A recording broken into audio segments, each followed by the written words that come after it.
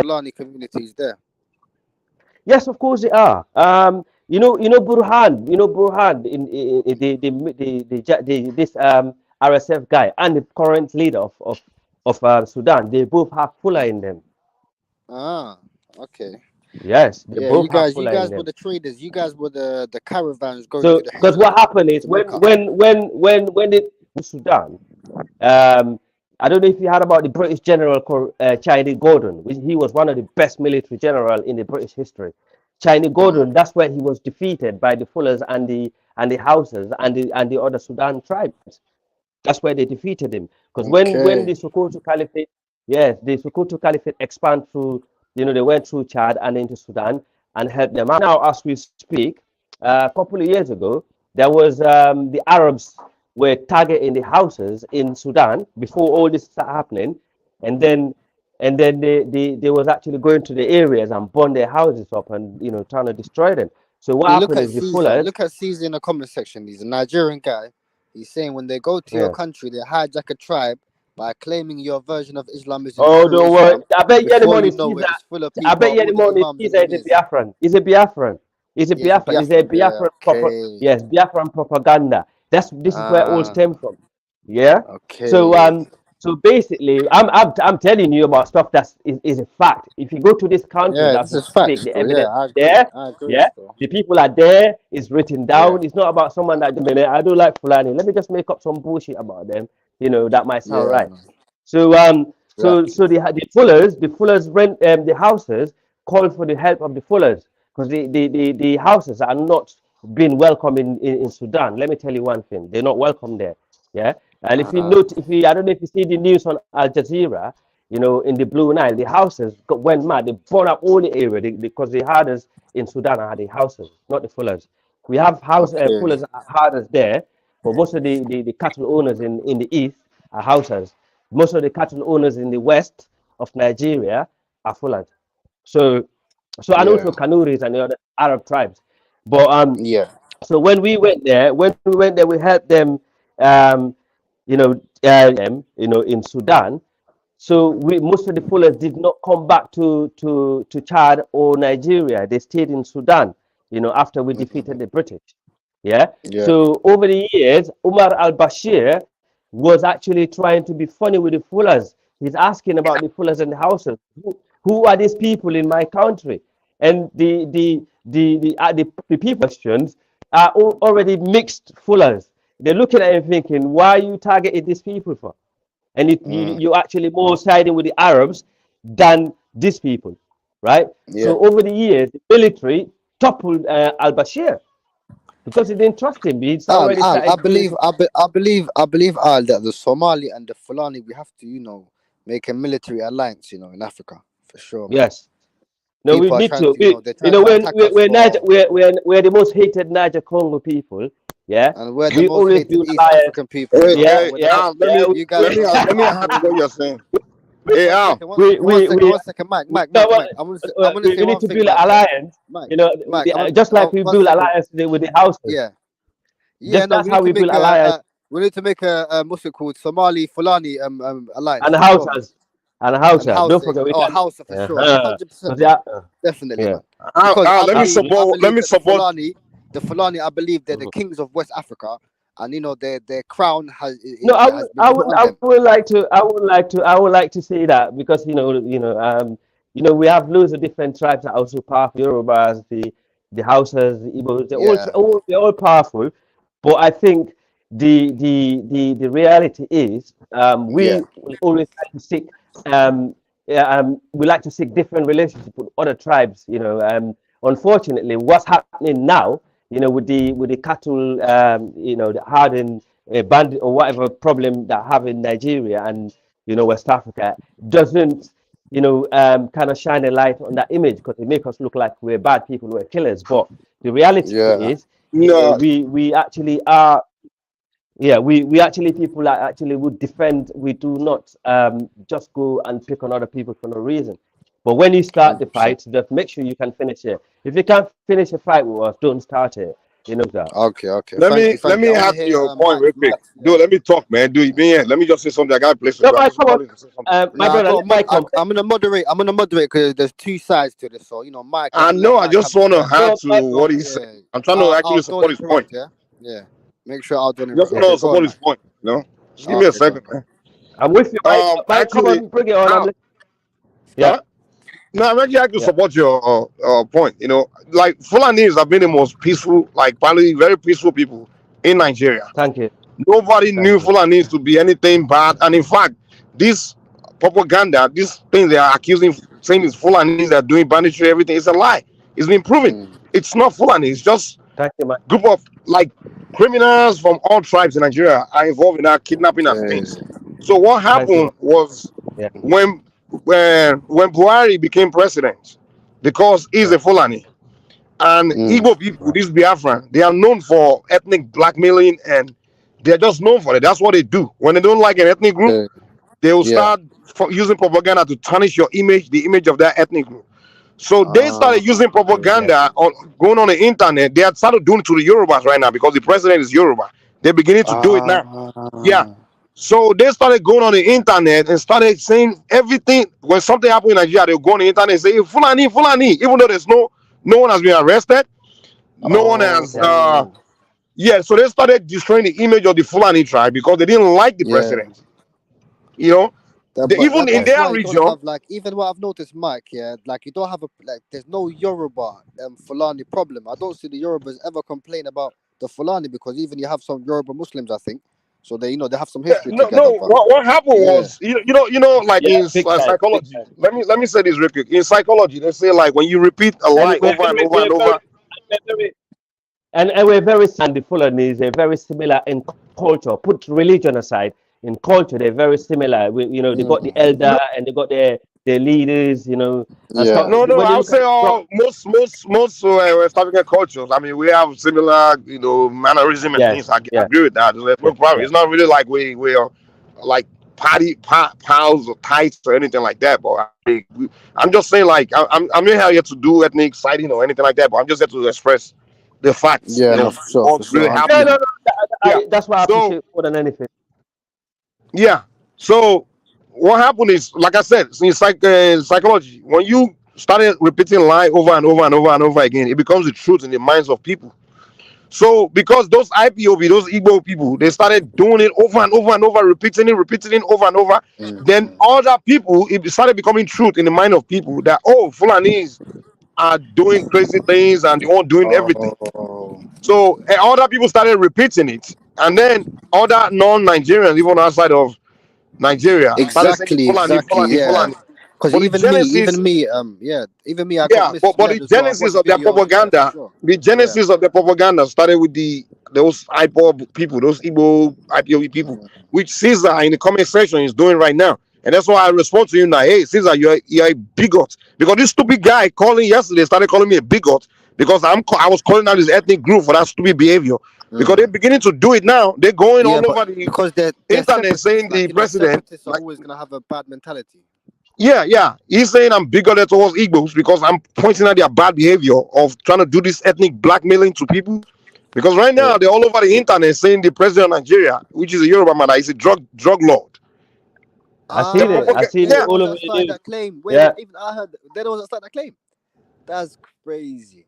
that's That's what they do. crazy. They do ethnic blackmailing. That's what they do, and they will Ah, do everything to promote their own ethnic group. They'll be yeah, telling okay. non-Nigerians that, oh, the Igbos are the only one succeeding in like. That's why Mo came here one time like, oh, the Igbos. I'm like, dude, I didn't know it's them, but they use propaganda to push themselves up and tarnish the image of other yeah. ethnic groups. That's what they do. You know, But it's not like I hate the yeah, ethnic group. It's not everyone from there, but that behavior Yeah, is but so common, you got to so call it out. eminent among them that it just annoys the shit out of me. no, that's true, So Mike. the Fulanis, do you know that these guys in their own state, their own Igbo land, they for years any killing that was happening, there were terrorist group in their land called the unknown gunmen. They will shoot people, they will rob and do kidnapping, and then the Igbos will say it was the Fulanis, and then later on they find out when the Nigerian got they do like investigation, they find out it was their own people doing it, and then when they Man. discovered that it was them doing it, And then now they See, shut up. They start saying, "Oh, it was the Fulani in our forest killing our women and attacking people in the farms." It was their own people, their own crip terrorists. They call them the IPOC, no, the ESL, unknown gunmen. Yeah, they call them unknown gunmen, which were all Igbos. But for years, they say was the Fulanis in their state, and Fulanis are not known to be in Igbo land. And they just use their propaganda to destroy the image of the Fulanis. Now they stop attacking Fulanis because Buhari is no longer the president. You know, so I you guys Mike, got to you're understand respecting where that Nigeria because was. I've never Yeah, heard one the second, Mike. Let Nigerians me come just with shut up. respect. Yeah, Yeah, give me a second, Walalo. Halda go on, kiko Malala. isi Walalo. Yeah, sok. Hiya, bro. Hiya, Hiya, so, hiya. so. Yeah, let me just give a shout out to the sponsors of the show. Shout out to my sister Alexis, with $2 being the prime early sponsor of the show, and also shout out to Ike Ogiamien for $50. He says, to be honest, the Igbo intelligentsia in general are particularly childish and incendiary. You know what? There's a good point there, right? They don't like to go fight for power. They like to complain and cuss everybody else. But anyway, let's continue the conversation. Yeah, so it's political, and the people have been fooled by the political group. Then, yeah, man. They need to definitely, man. That separatist mentality. Even we have, the same kind of problems in my country with the Somaliland region. They want to be. They're always talking bad about the government of Somalia. They always want, anyone who gets, like, they always talk bad. So, yeah, man. Separatists, they have to be dealt with in a way that they gotta be a firm. You can't be just, you can't just let them to do them things there. But continue. No, but you know what? Let me ask. yeah, Yeah, I mean, yeah. 1 second, Mike. no, go on. Yeah, I remember, right? Even during the by the way, guys, I'm doing a show on the Igbos in a couple of days, right? Not right now. I need to do my own research this time. But the last show was fire, right, on the Nigerian civil war. But one of the issues with the Igbos is this: Igbos do the same thing that they claim other tribes are doing. They take over the smaller tribes around them. They Even Igborize them. worse. They're even worse. Okay. It seems like they're very. It seems like they're very. The things that they're accusing other people of doing is the things that they're doing to cover up their own stuff. Like, and if that's the case, I can see why Nigeria is not moving forward. Nah, for Because when sure, you have man. That's crazy, man. That's a big problem, that's especially in crazy. Nigeria. That problem has to be sorted out because Nigeria is probably the top dog of Africa. So, boy, you can't have a separatist Yeah, problem in there. You can't have that. yeah, No separatist sentiments or yeah. someone having venom towards other people because Yeah. of something that happened in the past. So yeah, man, definitely, man. And that's not just You and that Biafra Mhm. war, it wasn't just Fulani fighting there. It was Fula, Hausa, and all the northern tribes, and all Okay. the tribes that were affected. But then they chose the Fulani, and it's so sad. In fact, when you look, when it comes to genetic, Igbos and the Yorubas are more related genetically than the Hausas. But the Fullers are Mhm. more connected with the Hausas than they are with their own Niger Congo family. Right? So it just shows how Now the fucked up things are. But, House is not Niger Congo. House they are Chadic. They're part of the yeah, Afro-Asiatic. no, that's They're what similar to my that's language. exactly what I just said. Yeah. Yes, Oh, that's what I just yeah. trying to. But however, if you look Yeah, at a lot yeah, of yeah, house, yeah. yeah, You're right. Exactly. yeah, That's a yeah. good point. If you look at a lot of houses today, they obviously have Niger Congo in them as well because they have been mixing with the Fulanis over the years. So Exactly. they will have Niger Congo and Afro-Asiatic mixture in them. In fact, Yeah. if anything, the houses have conquered the Fulani because we're a tiny group of Fulani. Today in Nigeria called the Fulbe. Majority of Nigeria, they've been eaten up by the houses. They're no longer, Yeah. Fulbe. Yeah, so You're right. Yeah. yeah, They've been because they've been assimilated. intermarrying with the houses. They've been wiped out. The Fuller's been wiped out of Nigeria. So the Fulbe is a very tiny group today. So Okay. people and they only live in certain edge of Nigeria. Majority of the northwest of Nigeria, where is the old house of Fulani. That's where the mixture is, And then you got like a Yeah. tiny dot, of states where you only got like tiny bit of Fulbe.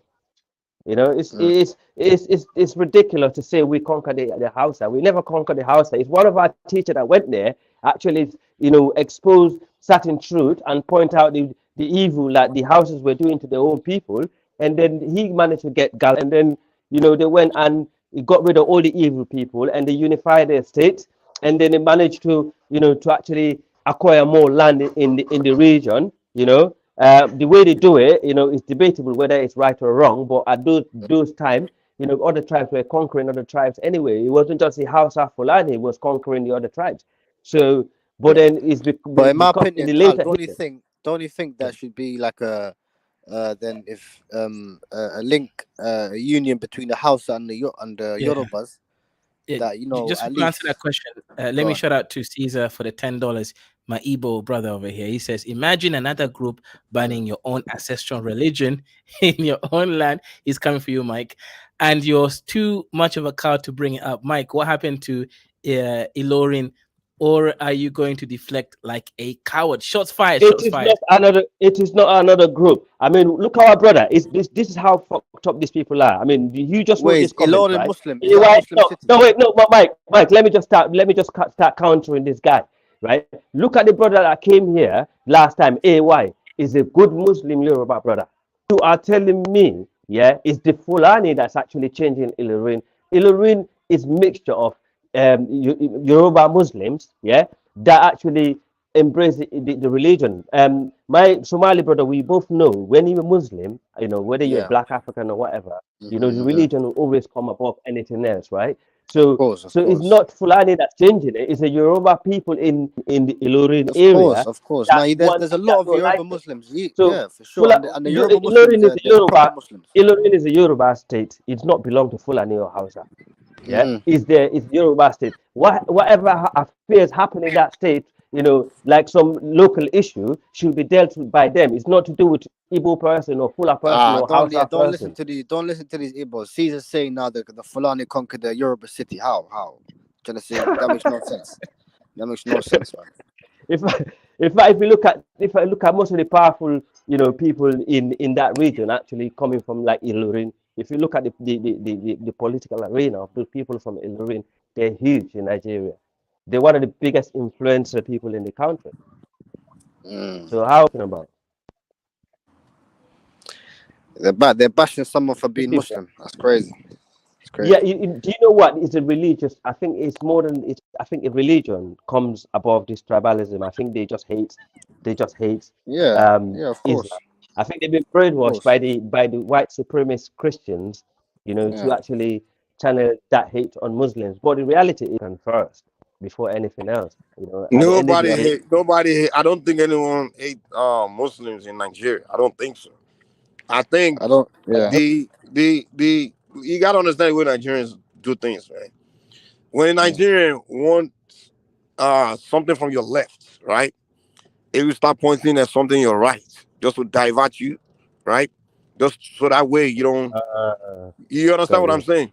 So when a Yeah, Mm. Nigerian wants secession, right? He wants break away. He's not going to tell you that, hey, my problem with you Yeah, is because I want a new country or I want to break away, right? The East Igbos, but they will start saying, oh, I can't share country with you because your religion.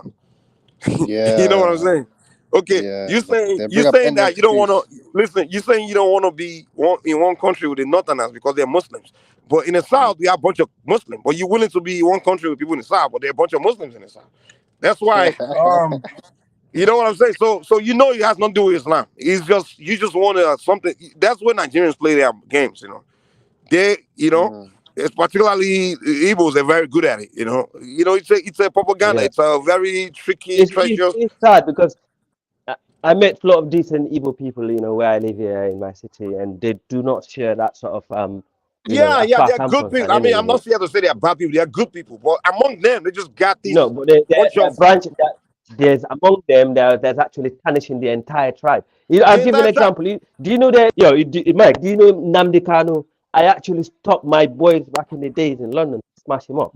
Seriously, bro. Let me tell you. Let me tell you That why I I actually personally. have met him on the roads where he lived in London, where he used to live in London, in that council flat. Yeah, my man them used to live around there, and I stopped one of my boys to actually smack him up.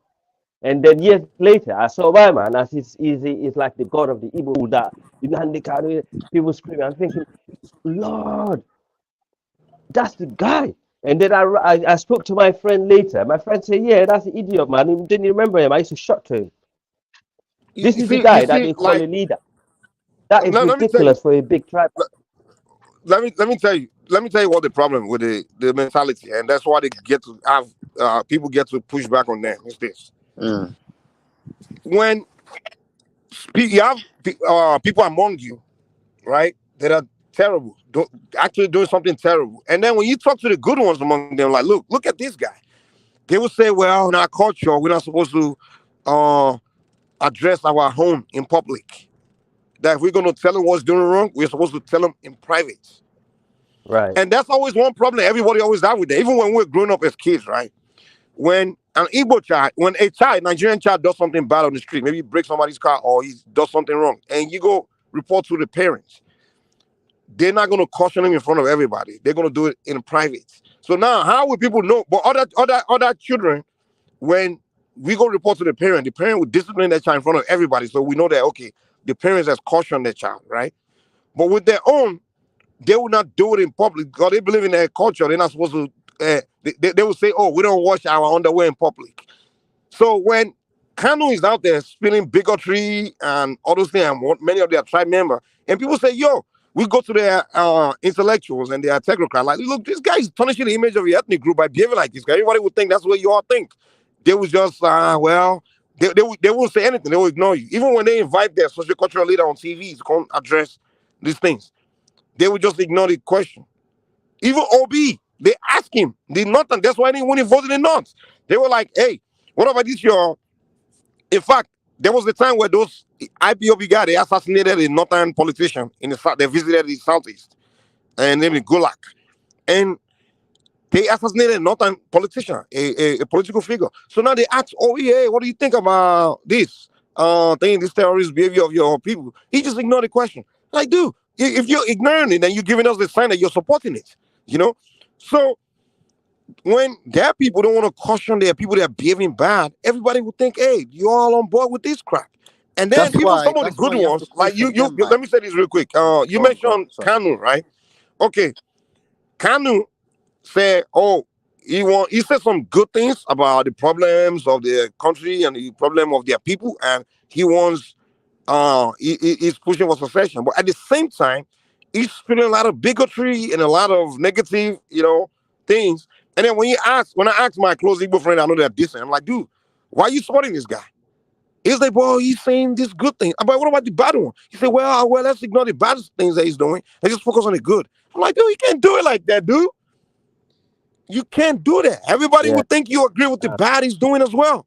So that's the problem there. Yeah. Whereas other ethnic group, we will call out someone among us is doing something terrible. Like, yo, we don't agree with that, So that's the problem they have, That's why, in my opinion, you know what I mean? Like, you guys have to overwhelm them with the major tribes making a union against them, for example, So if they, just to keep them in check, because they're clearly they're trying to secede. A secessionist can't. A secessionist. No, they're not trying to succeed. They're not. They will never succeed like this. That's the reason why. That's one of the reasons why Peter Obi lost the election. It's because he did know. I would tell you what would shock you about this whole secession thing. I would tell you what would shock you. Yeah. Do you know that that's why people don't understand the Biafra they're talking about is basically they want to create a country where it's Igbo, and then the South, the bunch of like about 20 small tribes, they want to claim them because there's a place in Nigeria called the Niger Delta where all the minority tribes, bunch of the minority tribes in the South are, and that's where the oil is. So what they're calling Biafra was they want to claim all that area and form a country with them and be the majority that rule over them. That's what they call him. That's what they're agitating for. And then when people tell him that, okay, if you want to, that would never work. Listen, and when people, and even Kanu said the government told him that, hey, if you want to leave Nigeria, you go just with the Igbo land. And he said, no, you can't go alone because they can't go alone as a tribe. In fact, they have no coast. I don't think they don't. No, they have no coast. Exactly. They can't go alone as a tribe. They can't. The Igbos cannot form a country on their own. It's impossible. First of all, their territory is so small relating to their population. They have a huge population but small territory, so their population cannot even fit their land. So that's why they're spread all over Nigeria. They're kind of like they're similar to fulani people. All over the place. Yeah, they're everywhere. Their territory is so small. They don't border the ocean. So they're going to be a country inside of Nigeria, basically. That's why they are trying to They claim finished. all these tribes, small minority tribes bordering the south of them. They finished. Yeah, they want the And that's coast. what they Different. did They want the coast. That's The the only different. thing. But that's the ethno My the state. That would different is be the an ethno the state, different is and those tribes can opt out, in my opinion, because And that will those never happen. tribes, most of those ones don't even get along with them. Like they literally, Mike. there's this guy named Asai Dokubo. Mike, if Fulani hate Igbos, yeah, if Fulanis hate Igbos, like the way Igbos hate Fulani, do you think they will actually exist in West Africa? They won't, because you know what's going on now. When you touch one Fulani, you're gonna have Fulans from other region and other Fulans, that will actually come and regroup for you. Yeah. So No, I don't even think there we can do ever not be a hate, war between. we do not hate. No, we do not hate them. We don't hate them at all. No, Fulanis don't So hate. No. That's like I said, it was because of the press. In fact, Fulanis never had any encounter with the Igbos. Even the Nigerian Civil War, it wasn't Fulanis between them and well, Fulanis. thank you, Fulanis did thank not you, even any. thank They didn't play any role in that. I don't even know you. where this thing about Fulani came from. And to be honest, I think people tend to, whenever people point in northern Nigeria, like they assume The Fulani. Fulani, they will say Hausa Fulani. Fulani are like minority in the north, but they Yeah. kind of like they are the historic figure of the northern Nigeria Fulanis, because they're the one they're the Usman Dan Fodio is a Fulani. So and then Yeah. Fulanis are very respected in the north because they're historic figures, and they are uh uh like Connected with the people. so they're respected. So when people look at the north, they want to point at the tribe that's most respected there. But Fulanis are like just about 2 million. Like they're very minority in the north. The majority in the north is the Hausa. Whoa! Wait, 1 6% second. So Nigeria. you're saying to me, yeah, that the Fulani are about 2 million, and after they judge the whole north, bro, and they think Fulani have that much power? That's crazy. No, they're not. Yeah, They're not 2 exactly. million. The Igbos No, are about 40 million. So no, the Fulanis are no, just the about 2 Fulani. million. So and hold No, on, they're let me not say 2 this. million, Let Mike. me say No, this. Mike, they're not. Mike, they're 6% of the population, 6 to 7%. So that's not 2 million.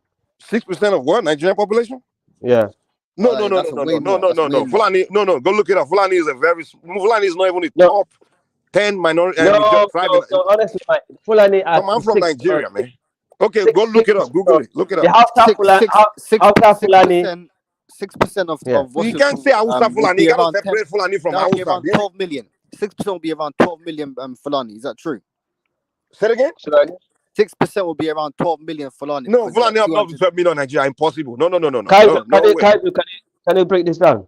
Look it up. Can you- 200 Fulani, million. The population is 200 million, so it'll be around 12 million. If it's 6%. then Fulani have not up to 12 million Nigeria. They are more than 12 million actually.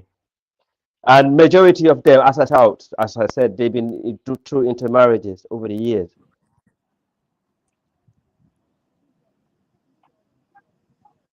Okay, They so are search up the the population.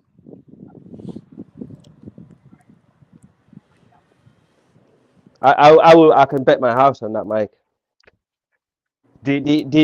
As I said earlier, I did break that down. The Fulani real 6%. Yeah, he's right. yeah, Fulani 6%. See, So that'll they be are, but 12 million. the majority of the Fulanis that came there during those days, like Danfodio, they already intermixed. They've been wiped out by the Hausa. They've been mixed up through intermarriages and the Kanuri.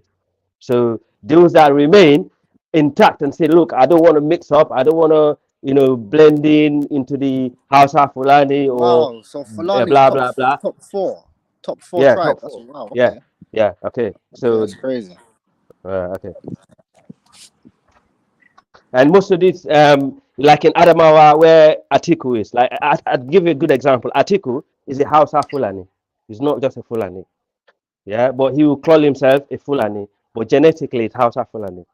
Buhari is Hausa Fulani and Kanu Fulani, but he will call himself a Fulani. So this is the factor. However, the Fulbe in Nigeria that remain, intact, saying, "Oh, we don't want to mix up." But even those call themselves Fulbe already mixed with the Hausa anyway. They actually 6% of the population. Say it again. Yeah, they are actually 6%. So there's Who, more Those that call Fulani? Fulani, themselves but Fulbe. there's more Are you Fulani saying in the country. Fulani, or you saying wait? No, Yeah, Fulbe, There's more House of Fulani than the Fulani. no, Yes, we can't keep but saying there's Hausa Fulani. Hausa is different from Fulani. People see when we want to describe the northern Nigeria, we call Mike, everybody Hausa Fulani. But I got family members, yeah. I got people, and also I'm very close to these people. I'm telling you, in the northwest Nigeria is Hausa Fulani. If you go to the east of Okay, Nigeria, no. let What me is just break it Hausa down. Fulani? Hausa Fulani is a Fulani that mixed with Hausa, where your mom is Fulani, your dad is Yeah, Hausa, yeah, or yeah, your dad exactly, is Fulani, exactly. your mom is Hausa. So So, and there's way more, over the years, house of like they, Fulani that are in the yeah, Hausa and category. Yeah. over the years, but those in the northeast, yeah, that's where you find the pure Hausa in the northeast. But then if you go to See what you're saying. Adamawa again, let me just finish. If you go to Adamawa again, you find more Hausa Fulani. But the border to Adamawa, to the north, to the east, to the Chad region, that's where you're more likely to find pure Hausa. But northwestern Nigeria, where that bulk of the population is, I'll put my life in Do it. you know? Just like I Wait. mentioned Do earlier, you know? 6% Okay, of the population is Fula. Most hold, majority of the Hausa Fulani are the northwest of Nigeria, just above hold them. on, hold on, hold on. Do you know how many ethnic groups are in the northern Nigeria? Lows, Huh? lows. Exactly. I So why don't you know, saying but just Hausa Fulani? Why you just saying Hausa Fulani? They're no, but bunch. There are in over terms of the 100 ethnic groups in the because north. of No, the no, religion, he's talking up. No, what he's I'm saying. just Let me talking explain it to about him. the two tribes. He's That's all. Do you know? He's saying, Hold on. no, Mike, Let me say this Mike. as well. He's I'm from saying that Nigeria. You guys gotta listen to me more. no, I'm the one 100%. from But he's Nigeria, saying, man. he's saying, but he no, because you misunderstood his point. He was saying there's a category. See the people that identify as Hausa. There's a large number of the Hausa, the people that identify as Hausa, that are actually Fulani. But the Fulbe that don't mix, they are the ones that are put on the numbers for the Fulani list. You know what I mean? So he's saying that there's more numbers of Fulanis, but they're classified as Hausa in like politically or on when their birth certificate or all of that. But yeah, continue. See, So okay, when those that people refuse to those that not mixing are the 6%, but the other ones that in the northwest that you call Yeah, Hausa Fulani, hmm those in the northeast, exactly. some of the plank, that's where you get the pure Hausa. Then if you go to Adamawa, they more Hausa Fulani. Of course, you got other Yeah, tribes in Nigeria, but especially if you go down to the middle belt, you got different tribes there like the Tiv, the and so on, like the other tribes that you find in the central north central and some part in the yeah. north. I'm not denying that, Mike. So you have to get these things right. okay, That makes sense. That what? makes sense. Right. Right. Yeah. Can you guys hear me? Yeah, we hear you now. Can you guys hear Yeah, me? go on. Yeah. Yeah, we can hear you. Okay. Go on. In the northern Nigeria, there are over 100 and something tribes. In the southern Nigeria, there are over the same thing, like almost about 100 and something tribes. But people only always recognize just the majority. Like in the southern Nigeria, people can say it's Yoruba Igbo, the same way you would say Hausa Fulani. They will in the south, they say Yoruba Igbo, right? Because the Yorubas and the Igbos are the majority in the south. In the north, there's one Yeah. sole majority, which is the Hausa. But because the Fulanis Hausa. have their historical relevance, even after the Hausa, Fulani is not even the next majority in the north. They're not. Nah, So, but but Mike, the Fulanis you have a can't historic. exclude intermixing because they have intermixed. Yeah, yeah. That's Even the that's why main point. intermixing, it Yeah. doesn't matter. There's a lot of intermixing between Yoruba and Igbo, but it doesn't. There's no. We can't say there's no such thing as in Africa. Well, This is where we look at you it. know, you know, you haven't, you haven't, Wait. there's no form of unification or a bulk. You should get that. There are a lot of But Yorubas and just Igbos that going are around saying, intermarried. There are a lot of ethnic groups that yeah, intermarry in I Nigeria. think, yeah, But yeah, but but the way, well, you gotta it's let me not it's talk though, not man. The under way, one okay, umbrella. That's the difference. When you have under one umbrella, and also you got to consider one thing: the emirs. They're not under one emir, like under one rulership, because that's a system that they introduced in the north. And that is more relevant to like we the we government get than it. the government. If you're talking about You being know, so I think I the think that's where image. Mike. I think that's why we're getting this confused a little bit. So We I argue two if different you things look here. at it, We are arguing yeah, that being the figure, but we're talking about population. I'm arguing population here with you, and I'm telling oh yeah, you, no. If you come to the population, I 100% wish you that the the houses Fulani are population is very tiny in Nigeria. That's what I'm trying to yeah, it tell was you. 46%. I said that to you. Any Kaiser They're just showed not up that to to you. 6%. They're not. They're not up to 6% of Nigerian population. There's something Okay. about right. If it's something, it's about like maybe Fulani is about from our Nigerian figure. It's like about 2 million of them. They are not anywhere near the top majority ethnic group in Nigeria. In fact, people didn't used to No, say, they're not top even talk about majority. Fulani until maybe 7 years ago when the Igbo started doing it. Because what they understand was that the reason why the Igbo started targeting Fulani is because they realized that some of the political top figure in the north are Fulanis, like Buhari, and then the Emir of Sokoto, and they were like, oh, so these Yaradua, guys are the ones that are Yaradua, the top political figure from that north. Atiku that will be, you know, they target him also. Yeah, because without Atiku, Obi will not be the man he is today because he's the one that brought him to the Yeah, we limelight. get it. I get it. Yeah. You know, So and yeah. So that's what I'm trying to tell you. Like, you know, they started targeting the Igbo issue is within northern Nigeria, but they specifically started targeting the Fulani because they realized that most of the political leaders there happen to be Fulani. Like I told you, the Buhari, the Emir of Sokoto, and those guys. So that's why they started specifically targeting Fulanis. Before Buhari became president, it was the Hausas that the Igbo used to target. The Hausa. yeah, Whenever an Igbo person. I know. And this whole thing has to do with the civil war we had back in the days, you know, because they lost the civil war and they can't get over it. And it's been 60 years, and their parents will just keep preaching lies, propaganda to continue to push that their bitterness and anger of what happened to them, because the war was very brutal back then in 1969, 67 to 90. It lasted about three years. 1967 to 1970, and the Igbos lost a lot of people, man. They really suffered, you know. It was like the most brutal civil war in African history, you know. So they stay angry about what happened. So that's why they behave the way they behave. The Yoruba was involved in that war as well. I mean, it wasn't a tribal war, to be honest. It was just it was the like a regional two soldiers. No. People tell you all that. The thing about Africa is this. Yeah. Everything will make it tribal. Every event we just make it tribal, you know. Yeah. The war, it was political. It was the coup. It was between Gowon and Ojukwu. Gowon happened to be from the north, but I won't really say the core north. It's from the Plateau Benue area. But though it's back, it's like the northern soldiers versus the southeastern soldiers. The Ojukwu is an Igbo, you know. That's why I don't understand. Yeah, why do they hate the Fulani? Because if you look at exactly, I don't know. Fulani have nothing to do with it. Fear mongering. Yeah, if you look at Goodluck Jonathan, if you look at classical fear mongering, they are scared. Yeah, if you look at Goodluck Jonathan, their last president, he was a vice president to a Fulani guy, Yaradua. Exactly. But Jonathan is Ijo, actually. He's from Ijo. He's from his.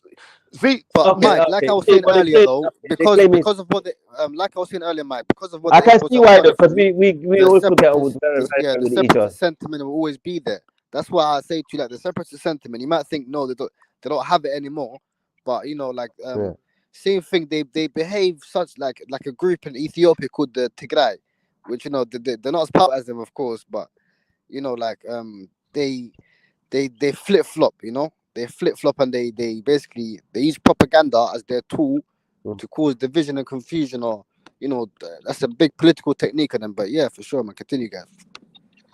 You know, it's sad because, you know, they don't understand, and also what I know is also they try to create a wedge between the house and, you know, it's like that divide and conquer. But the sad fact is you don't understand. Nigeria is not the only country where Fula and Hausa live together. As I mentioned earlier, Burkina Faso, Niger, Chad, Sudan, Cameroon.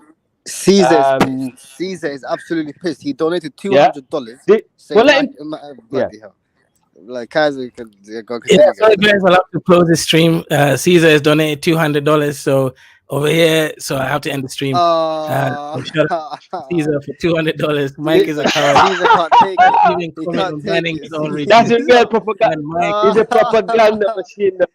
Propaganda. $200. Yeah, you guys. You can come back on a separate stream, but definitely can't be about Igbo. I tell you, we're gonna tell Caesar we're gonna empty his bank account today. We're gonna put a hole in your pocket today, Caesar.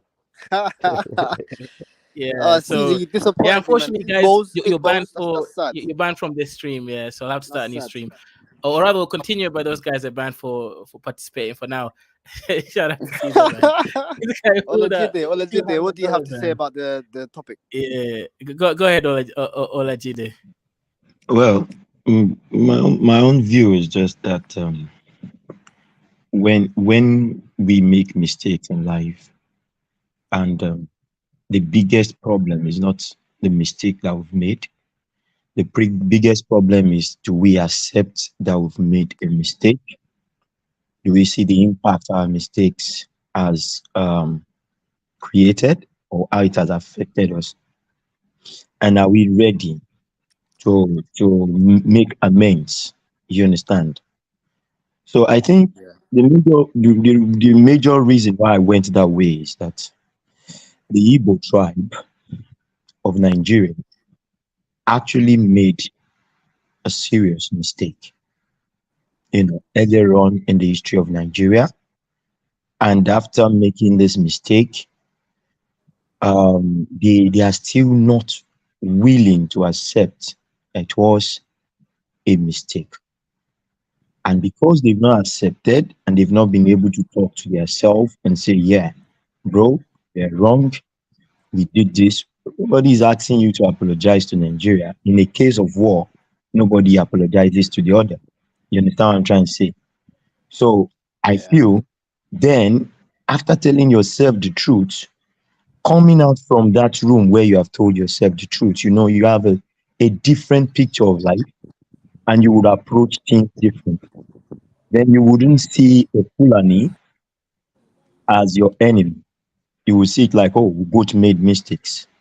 And can we move forward as brothers? Can we move forward as family? You understand? Then you start Yeah. mending bridges. Then you start mending the bridges. Then we now talk about a unified country. Yeah. But till today, the Igbos have not accepted their mistake. And they've just been going about now crying of marginalization where they are not marginalized. You understand? Crying of marginalization where they are not marginalized, and trying to put a wedge between other tribes. If you look at it, the Fulani actually did nothing to them in particular. You understand? But they ate the Fulanis with passion. Okay. Do you understand what I'm trying to say? Yeah, that Now, makes yeah. if you look at it now, you were going to lead a coup.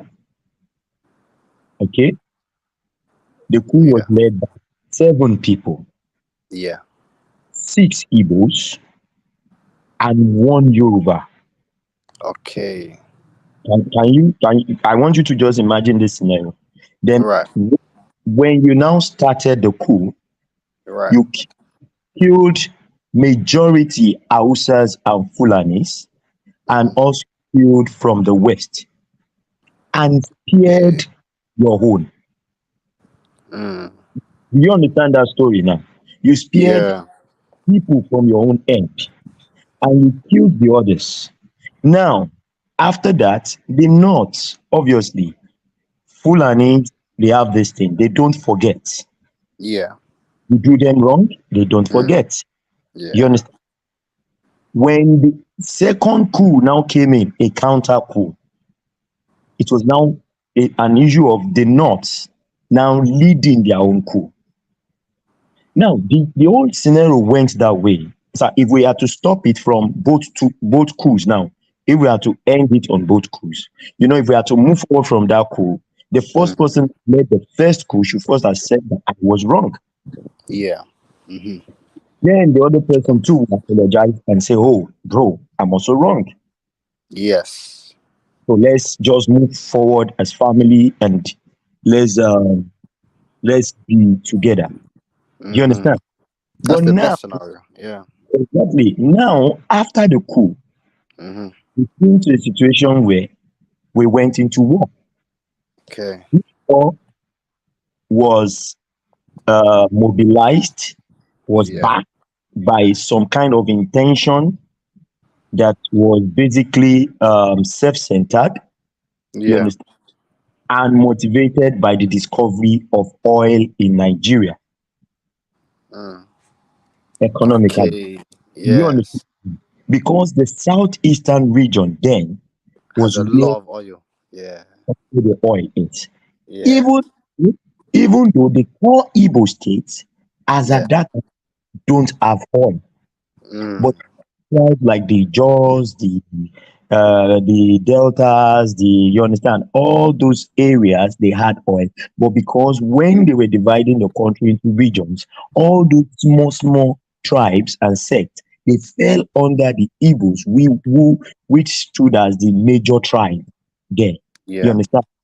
Mhm. Now, at that point, go on. There was this Aburi Accord. This is the way we are going to go. But these smaller tribes didn't want to go with the Igbos because they felt Okay. in bondage. Do you understand? Yeah. But Yeah. Exactly. the leader of the group, knowing fully well that the pot, when you say the pot of soup lies with these smaller tribes. Yes. Exactly. That's the main thing. Like, even if there was to be incorporated into Igbo land, then definitely what would happen was they'll become the minority tribe and they will be dominated by the Exactly. Igbos. Yeah. Wrong. All these are all lies. You guys don't know what you're talking about. You don't understand Igbo culture at all. First of Okay, all, go on. Thank you. let me explain, Thank you, Caesar, for calling in. let We me have to get explain the Igbo Igbo culture perspective for you now. Thank guys, you very because much. you guys don't understand Igbo culture, right? Right. If you look up the Southeast, so the Southeast there's over 50 million Igbos that live in this Right. small little dot. Now, I bet Mm. the first question you're asking is, why do 50 million people live in a Yeah. small dot? It's because we're our Oh wait, Caesar, Mike unbanned himself, man. This guy said $200. it's because of our Mike, loyalty. It's because of Jesus. our loyalty Yeah, to go on, a continue. small region. I want you guys to hear this. Yeah, but go ahead Yes, before it comes back, Caesar. It's You've our been doing it. loyalty to our region. Igbo land's all Yes. about staying in your hometown. There's a Yes. reason why 50 million of us live in a small dot. But these people want to lie and say we want to conquer all of Africa. But Yes. we only stayed in one dot. So can someone explain to me if 50, do you know how many people live in Akwa Ibom? Like 3 million people. If we want to dominate the world so bad, why didn't we just move a couple million of our people down there? Explain that. Yes. Explain that. Exactly. Caesar. Kaizo, I want to say Can you quickly. explain I want that? to say quickly. Because Kaizo, you lie and say that we want to Kaizo, colonize other tribes. Why did all 50 million of us stay in a small region if we wanted to conquer the whole world? Explain that, Olajide. no. Okay. Can you Kaizo, Hey, before you guys Kaizo. continue, I want to say to Kaizo, congratulations. You've made Wait, a quarter of what I made today. Thank you very much, Kaizo. You're doing well. Continue that. Explain No, that. shout out. I respect Caesar for actually pulling it out and banning them, but somehow Mike Mike's matched a it, legend, so man. Mike is a you guys are legend. No, unbanned. Olajide, so, no, okay, we gotta let Mike talk because Mike, I'm back Kaizo, can you hear now. Let Mike go. Yeah, we can. Yeah, I can hear you, Mike. Yeah, Go we can ahead. hear you, Mike. Kaizo, can you hear me? Okay, Yeah, we can hear you. that's Continue. what Yeah, I that's can hear what you. buying back nigga. That's what me and Hal. Did you bring Hal back? Oh yeah, wait, you gotta bring Al back. Did you as well. bring Yeah, Al that's back? right. You're right. Mike has nothing to say about them banning his own religion. He's a Hey. fake European Now you supremacist. gotta bring Hey, Al back. Kaizo, you gotta bring Al's back. Hey, Yes. hey, Caesar, I'm gonna send another super chat to ban Caesar, okay? I'm gonna send one to ban Caesar, all right? Caesar is a bitch. Okay. You're a Okay. fucking bitch. You're pathetic. Okay. You're a fake European supremacist. You can't Nigerian money is banning amazing. your own religion. Amazing money. Laugh out loud, Mike. Can you hear me? What type of European supremacist can't even bring up the fact that they banned their own religion in his Let him hometown? ramble first. Let him talk. What a loser! God. Nah, Caesar, you can't say that. Caesar, you Yeah, can't he's a say that, bro. loser. He pretends to be Caesar. defender of No, your Caesar, people. You can't even bring it up. Caesar. What a loser! Listen, Islam don't work that way. I'm a Muslim, yeah. This If guy's a I live in loser. a region, What a loser. Caesar, if I live in a region that's Oh predominantly my Muslim, God. I'm going to ban beliefs that we're against. You know, He that's let another group ban the point of the Muslim faith, in Caesar. town. What a loser! Caesar. And No, he's you can't say that. That's a that's petty argument. free to even. That's a petty argument, Caesar. Look how he just ran away. We can't even bring it That's up. very petty, man. That's a Coward. petty argument. We can't even bring it up. What a coward! No That's one's a petty gonna argument, though. There's no need to address a petty argument. You know what I mean? No Caesar? one's gonna That's talk wrong. about that. What a coward! This guy's literally a coward. What do you mean by coward? Why are you calling him by coward? What do you mean by that? You can't just use word with no link. And I'm not being funny. I met Mike in loads of different shows. He's far away from a coward guy. The guy is not a coward. He's far away from it. I met him in different shows. He's not a coward. Mike, Mike I've is heard him on a few times. Yeah, Mike is not. Mike is far from that, bro. Me and Mike had it on different shows. Yeah, he will tell you what he thinks. Do some of the stuff that he say might not be right or wrong, but he stands his ground. He's not coward. Yeah. See, look, you guys are Muslims. I see your perspective. You want Islam to be. Listen to me. No. Not me. I'm a Muslim, but I don't want Islam to be that thing. Yeah, I chose my people, my African people. I'll choose you over anything, bro. No one here. What does it say in the Quran? What does it say in the Quran? It says in the Quran only God can convert someone. So this is Mike, God doing. you can't blame the people for choosing Islam. Respect me more than they respect you, bro. No, listen, you can't blame the people for choosing Islam. No, but Caesar, come on, man. Caesar, I understand. Listen, right, Caesar. Let me just tell you one thing, yeah. Let me just tell you one thing, yeah. Let me just, Caesar. I get it. Caesar, listen, listen to this. Listen to. I know you're all angry and hype and emotional about people talking about certain aspect of your tribe and my tribe and other tribe, but just calm down and let's put the. Sometimes as a family, we need conversation, right? Sometimes as a family, we need perspective. It makes sense. You support it because it's your tribe doing the domination. I get it, but he's pathetic. He can't even comment on it. No, it's not. Listen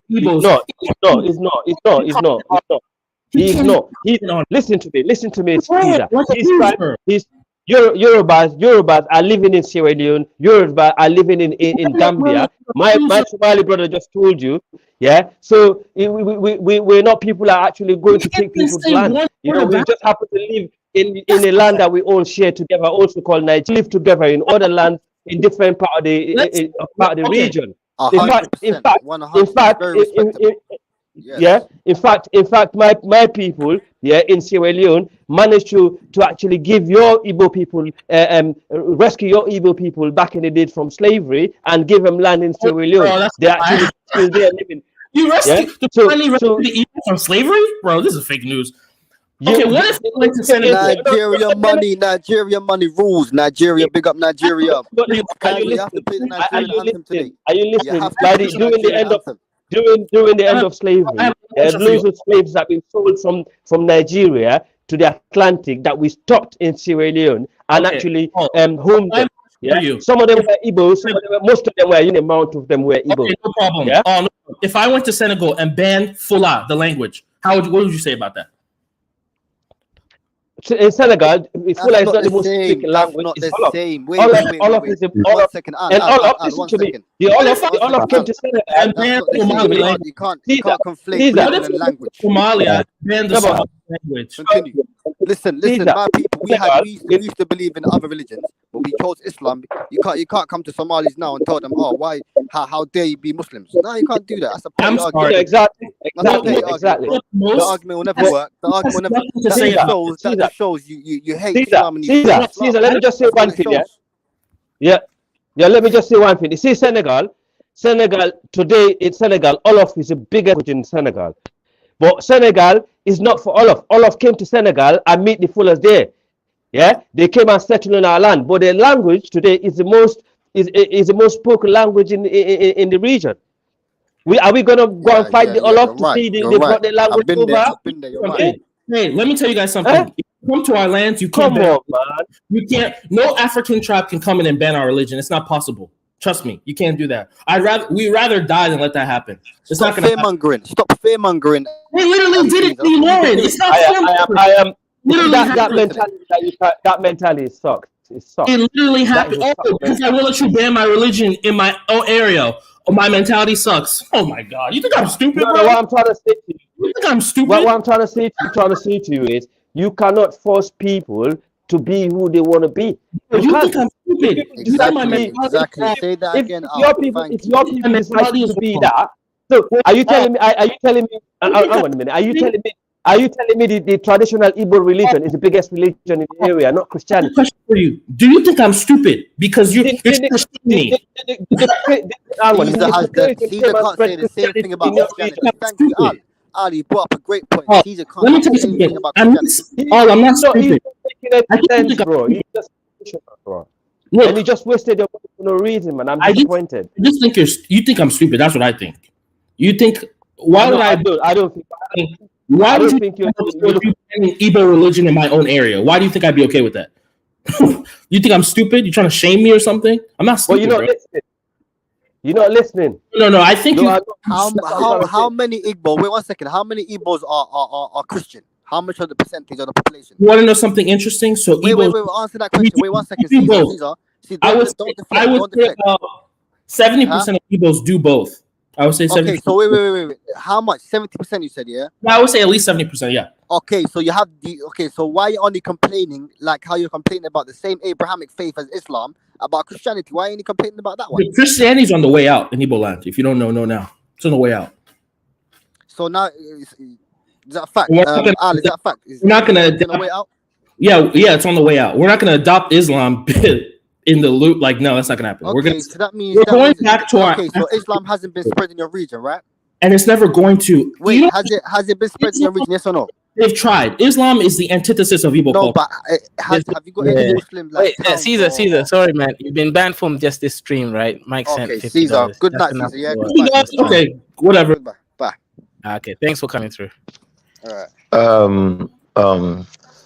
I feel Caesar. Did you ban that son of a bitch? You I think you feel can, Caesar. little pussy? I feel Boy, Caesar that's the does. crazy thing. Go on, sorry, Olivia. Go on, continue. Yeah, Caesar doesn't always make the conversation a clean conversation.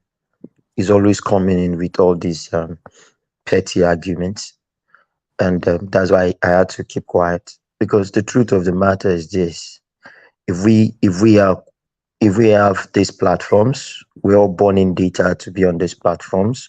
We all sometimes stay overnight to be on these platforms. And what we want out of these platforms is, I'm not here to change your mind in terms of what you believe, and you're not here to change my mind, but we're here to rub minds. And possibly I might see something from what you've said that will change the way I see you, or I see the topic or the subject of discussion. Yeah. And this is a problem. This is the problem we have right there in Nigeria. Right here in Nigeria, this is a problem. The Igbos would never accept that, bro, I'm wrong. That is just the problem. They always think they are being wronged. Everything you do in Nigeria is against the Igbo. Now, for instance, if you cry of marginalization, you always cry of marginalization. There's no period in time in the history of Nigeria that you have a Fulani becoming a governor in Igbo land. You've been governed by your own people. Now, if you cry of marginalization, when the ministerial appointments have been made, it is by law. Every state must have one. They give you your one.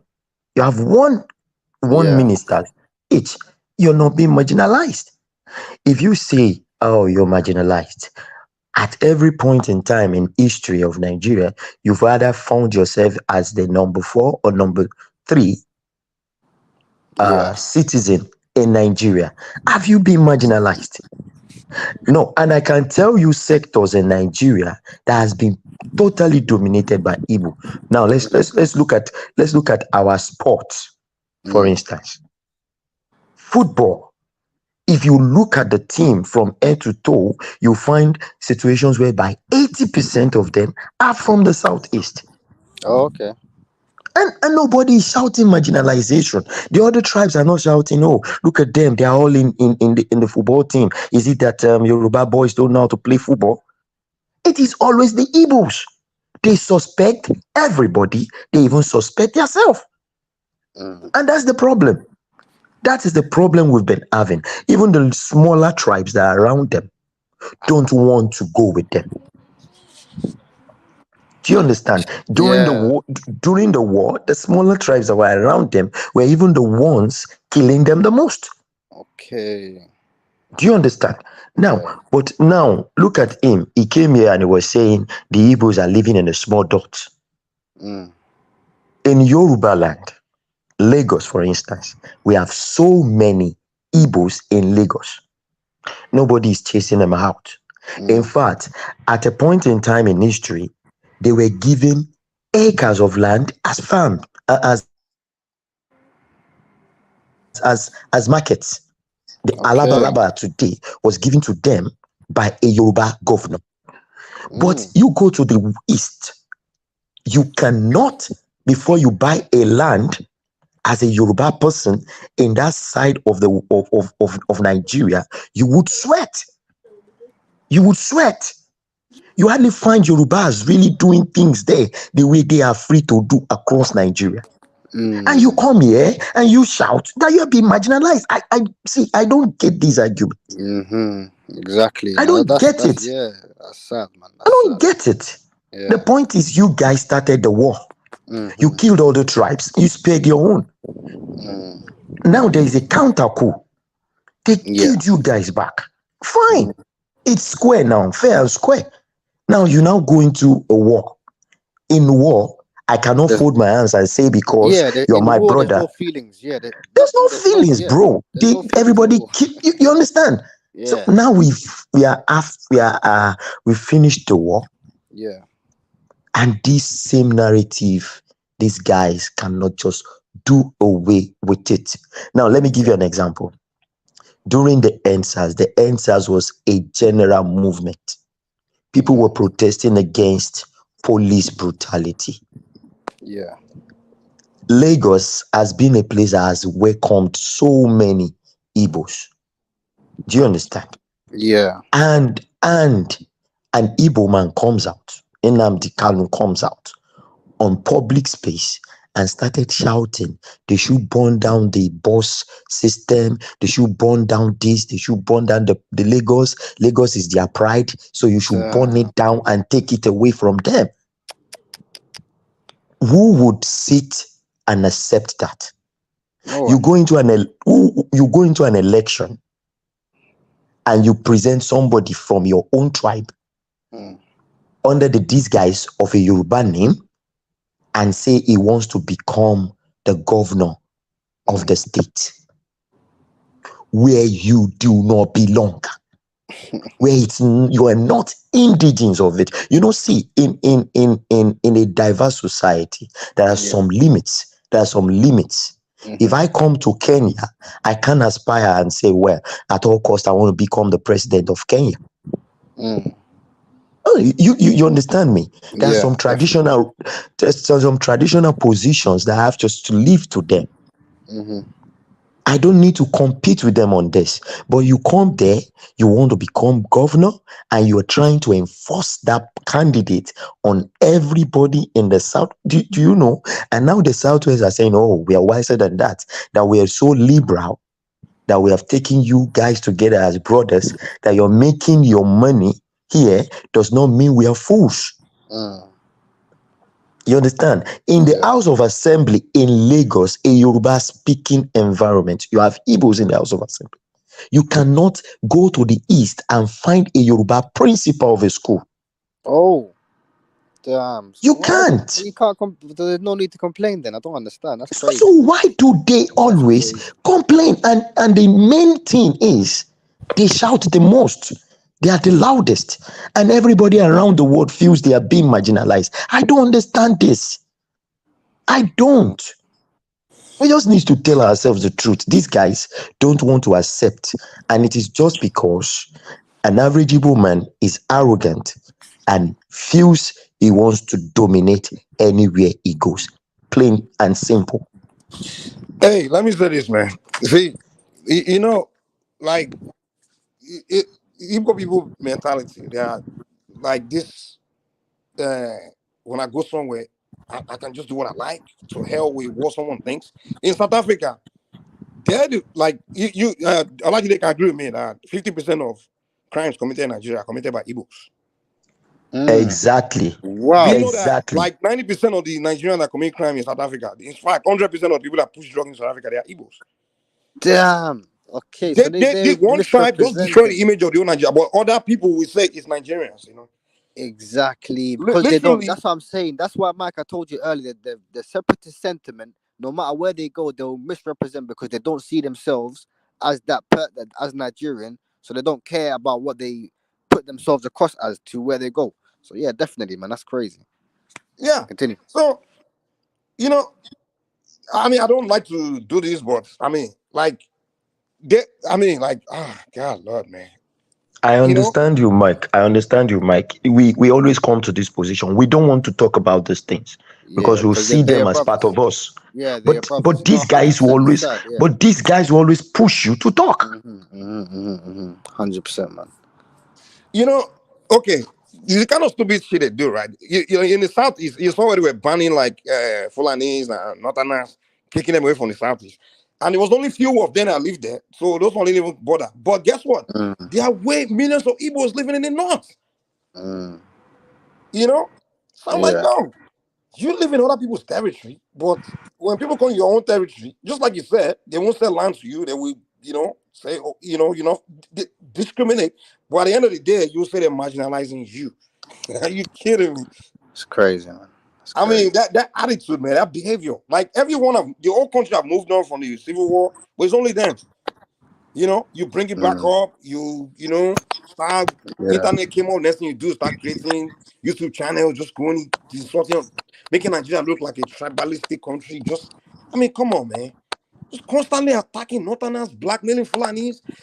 You know, Right. I have to Caesar's find what you unbanned say. as well. Caesar's coming back. I think Caesar's coming back. He's unbanned. He needs to buy straight on back though if he wants to come back, you know. But Someone bought it for him. Someone bought it for him. He's unbanned. Continue though. Alhaji, they said one thing. You said the coup, the first coup, the Fulanis. The Fulanis were not involved. I mean, there was no Fulani. No. I said the first coup was No, I mean, sorry, the championed second by coup, the counter coup. It wasn't Fulani. no, It was just northern the soldiers. northerners. Yes, that I Exactly. was only saying the northerners. Even the Civil War, there's nothing about Fulanis.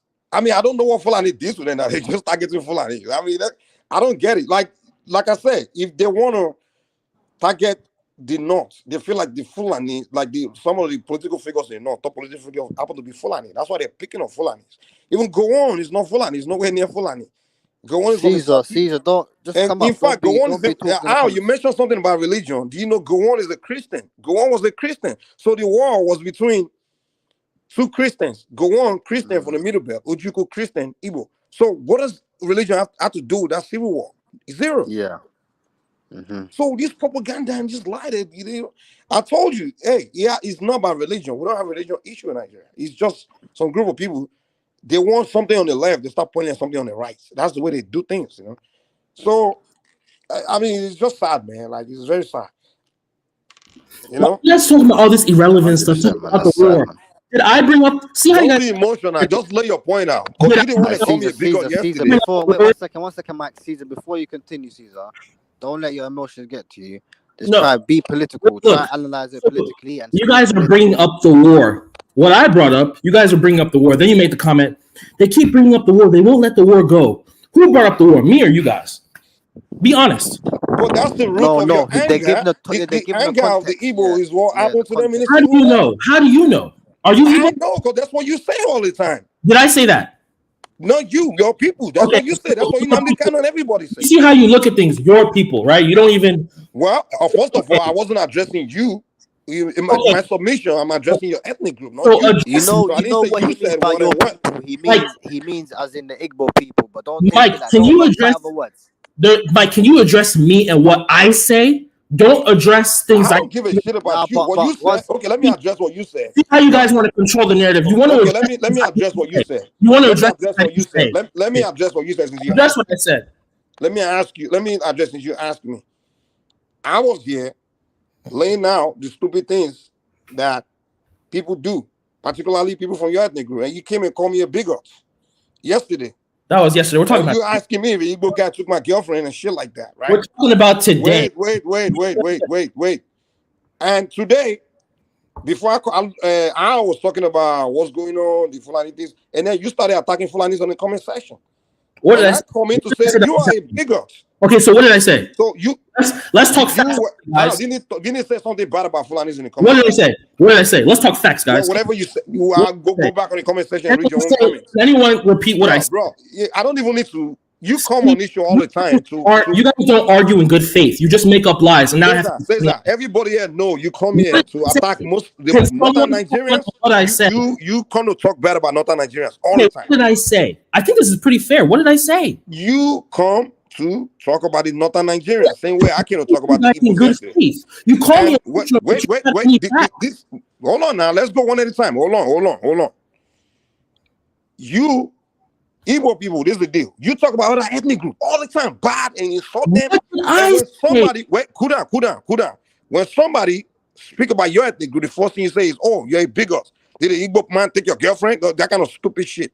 Okay, you know? So you're deflecting. See, you guys call me emotional. No. I'm trying to tell you, prove how you're a freaking hypocrite, man. Calm down. What did I say that was? You sound like I just told you. You what? Read your freaking comments. Is that? So you can't bring typing, up. You guys talking about the Northern and the Fulani, saying, okay, let me tell you what I think you said something line of it's like I'm arguing with you. Something about their religion in the line. It's there in the comment section. Just read it. I don't need to. I don't keep your comment in my memory. How the world works. You can't just say Caesar. To be honest, listen, Caesar, I don't keep your comment in my you can't memory. really deny.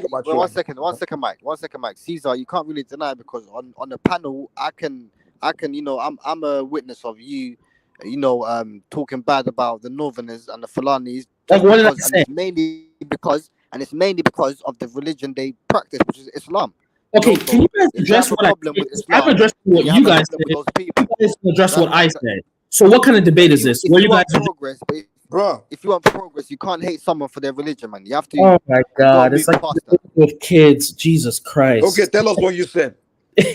Go on. No, I'm not gonna. I didn't say that. Shut the fuck up, Dan. I didn't say anything bad. This is what I said. I said, first of all, I said Mike is a coward because he's a fake Yoruba supremacist. Because look, he claims you're about this, you're about that, you're about this, right? He always has things to say about Igbos because we committed the crime of leaving Nigeria, trying to leave. That was our biggest crime. No. But wait, let me finish, Mike. When I am back. Region. Let me finish. In your own region, they banned your own religion, and you have nothing to say like a coward. And you're gonna talk shit about me. That just one second, Mike. One second. That proved my point that his main problem with the people is the religion. Yes, I believe in freedom of religion. Sue me. I believe in freedom of religion. Sue me. Is that a crime? Okay, then that you're gonna cause a religious war in your country. You have to. Freedom of religion is gonna cause a religious war. Wait, so freedom of religion is gonna cause a religious war. Listen, you're gonna make. Wait, guys, I have an idea. Let's do a debate. Let's do a debate. They're like kids. Wait. I know. But Caesar, okay, you start, Caesar. 2 minutes. Your time starts now. Jesus, let's have a debate with children. Okay, look, this was my premise. I called Mike a coward. I said, look, he's always claiming to be a Yoruba supremacist, but they banned his own religion in his own land, and he had nothing to say about that. Who banned my religion in my land? I practice my religion in my land. So it's 2 minutes. It's 2 minutes. Who banned my religion in my land? 2 minutes. You don't know how to debate because you don't understand. No. You said something and I'm asking you a question. Guys, can you moderate? These guys can't. They don't know how. First of all, I already banned you. So if I really want you banned, I can even super chat again for you. You don't know how to debate. Freaking talking someone brought Caesar back from the dead. But yeah, guys, I have an idea. Let's do a real debate. So we'll start off. Let's start off with Mike. Mike, you got 2 minutes, and then we'll go Caesar. Let's start off with Mike. Go ahead, Mike. Okay, these guys, propaganda is like in a DNA or something. He just said they banned my religion in my land when I practice my religion in my land. I don't know who can come and ban my religion in my land. No one banned my religion in my land. That's one. Okay. We know. Yeah, I know what is going. Like, the propaganda about the African thing. Which is something globally spread, and most people that become Abrahamic religion, they have this fear of the African stuff and they want to stay away from it and things like that, including many Yorubas. They were brainwashed to not understand where we get that, but you can't say it's the Fulani that came to ban my religion. So if that's your claim, then you sound very foolish. Okay? No Fulani came to Yoruba to come and ban our religion. Okay? The Yoruba Muslims are the ones, and the Christians, not just Muslims, Yoruba Christian and Muslims, which is a global thing. All people that practice Abrahamic religion find anything outside of that to be wrong. So it has nothing to do with Nigeria or Nigeria ethnic group or Fulani or anybody. So kill that propaganda. That's what you guys do. You always want to wrap everything up and put it on the Fulani. The Fulani are the reason why we're not practicing African spirituality anymore. What the heck are you talking about, man? Caesar, come on. You say, the Igbos want to go. Now, there's never a time Igbo wanted to go. In fact, Americano said it. The government say, okay, if you want to do secession, we'll give you Igbo land as a country. He said, no, he doesn't want it. He wants Biafra, which is territory that's not your territory. You want to claim all the South ethnic groups, which is about 20 of them, all the minorities. You want to make them under you and create a country And who's going to allow you to do that? When the people that don't even fucking like you. Ijaw people hate Igbos. Why don't you want to make them a country? Asai Dokobo is on the internet, which is one of the Ijaw leaders, insulting Igbos every day that God punish you. If you dare come to their land to try to claim them as Biafran, they will shoot you. Yeah, They tell you that, and you telling us that you asking to leave. You know, you Igbo people never asked to leave. The Biafran secession was Igbo people invading the minority tribe, occupying it, and declaring Biafra. And the Nigerian government came to liberate the people and kick you the fuck out, and then pounce you on your territory and defeated you on your land. That's what it was. So name a time where Igbo people ever said you want Igbo nation and you want to leave Nigeria. You can never do that because you know Igbos cannot survive on their own in their own land. Your territory is too small, it's poor, you don't have resources. You rely on Nigerian states to pour money in your territory. So you cannot survive. Everybody is praying for the day you will agitate for Igbo nation. So they can give you your own little country. You can get the fuck out of everybody's way. So we can end this whole propaganda and your bad behavior, this overbearing, stupid shit, ethnic blackmailing. You spent 7 years blackmailing the Fulani tribe, and you expect insulting the whole Northerners, and you expect them to vote for you. And they didn't. The presidential election, they didn't vote for Obi. Obi didn't even win 1% in the North, and you're telling the whole world that you won an election. Are you kidding me? You're telling the whole world that Igbos won Obi won the election, and they say, okay, prove it. Prove that you won the election. You're talking about, oh, Tinubu's certificate. Tinubu didn't go to school. Tinubu's a drug lord. Is that what you got to prove that you won? Is that a way to prove you won an election? What does that have to do with proving you won an election? Propaganda. And you're all over the internet brainwashing the whole world that, you know, the president is a drug lord. Now you want to stop passing it, doing what you did. Yeah, 2 minutes is up. 2 minutes is up. So let's give Caesar. Attacking the Yorubas now. Bunch of freaking idiots. 2 minutes is up. So let's let Caesar respond, and then Midwest, and then Al. So go ahead, Caesar. Okay, so look, in regards to all this Biafra stuff, I'm not really a Biafra guy. You guys are bringing it up. I'm not a Biafra guy. So all this Biafra stuff doesn't really move me. I don't care about Biafra. So let's just leave that on the side, right? Now, what I was talking about, it was linked to freedom of religion, right? What Mike is saying is false. He's just lying. So this is proof that the Fulani conquered Ilorin. I think 1904, right? This is proof. You can't deny this. This is a fact, right? This is a fact, right? On the ground. No, it's not a fact. Oh, Mike, Jesus Christ. 2 minutes. Act like Mike, you asked me a question, that's why I respond. like a human being. God. Mike, leave him. No, it's okay. Caesar, go ahead. I will respond to him. Let him continue propaganda. Guys, So guys, let's give Caesar 2 clean minutes, and then Midwest will respond. So, guys, this is a fact. These people are liars. They don't have facts. I can pull up any documentation to prove what I'm saying. They can't. They just lie. So, first of all, the Fulanis conquered Ilorin. This is which year you said they conquered it? Which year, please? I don't know the exact year. Was it 1904? Was it 1835? Just Google it. This is common sense. Everyone knows this. Okay, let me look up Ilorin. I'm not going to waste my time looking it up because this is common sense. Anyway, the Fulanis conquered Ilorin, right? This is why in Yoruba society they have Oni of Ife, right? They don't have emirs in Yoruba society. I know about the Yoruba society, right? In Ilorin they have an emir. Interesting, right? Now this is a fact that they banned traditional religion in Ilorin. They were trying to have a festival, and a group of imams came out and said, "Look, they can't do this. This is an Islamic area. We don't allow all this African traditional nonsense to go on." And the emir backed it. I have articles to prove this. So these guys are just liars, right? Now, Mike has always talked about how Igbos want to dominate. And this is what infuriates me so much. Igbos have never banned anyone's culture or anyone's religion. We never went to Yoruba land and banned their own culture. Now, if Mike was unbiased, if you guys are truly unbiased, you would say both things are wrong. Instead, you only want to call out Igbos because you're cowards, or maybe you're afraid. I don't really know. But all this Yoruba supremacy, you guys always talk about, you guys are proud of your religion. Yet when they ban religion in your own land, you have nothing to say. But you want to talk about a war that happened in 1962. That's not even relevant. Let's talk about today. Let's talk about what happened in the past 3 years. All said something very interesting, or was it Mo, that said, oh, you want to cause a religious war because I said I want freedom of religion. And you guys are defending this nonsense. How does freedom of religion translate to a religious war? Unless you guys don't believe in religious freedom, unless you believe that everyone should be a Muslim, and maybe that's your true narrative, your true goal. End of story. Oh, okay. Kaizoria, can I respond to you? And then we'll go to Al and Mike. Go ahead. Should I go ahead? Yes, go ahead. Please. No, let me say something. Okay. Midwest. Okay. Oh, sorry. Olajide, it was supposed to be Midwest first. Yeah. Okay, Then good and Yeah. I greet the whole house, and I greet everybody, listeners all over the world. The thing is this: sometimes the way we turn against ourselves here, or maybe in other channel, based on tribal line and everything, sometimes it's very painful that we are still, you know, unable to move away from this behavior. Haven't lived together as brothers, intermarriage, even though we have offended ourselves one way or the other. But the fact is this: sometimes when we describe the wrongdoing of a tribe, it always make people to get hungry. As Mike said before, when I listened to him, that's why I decided to come in about the Fulanis. Indeed, the Fulanis and the Hausas relationship is deep, so I don't want to go into that how it started anyway.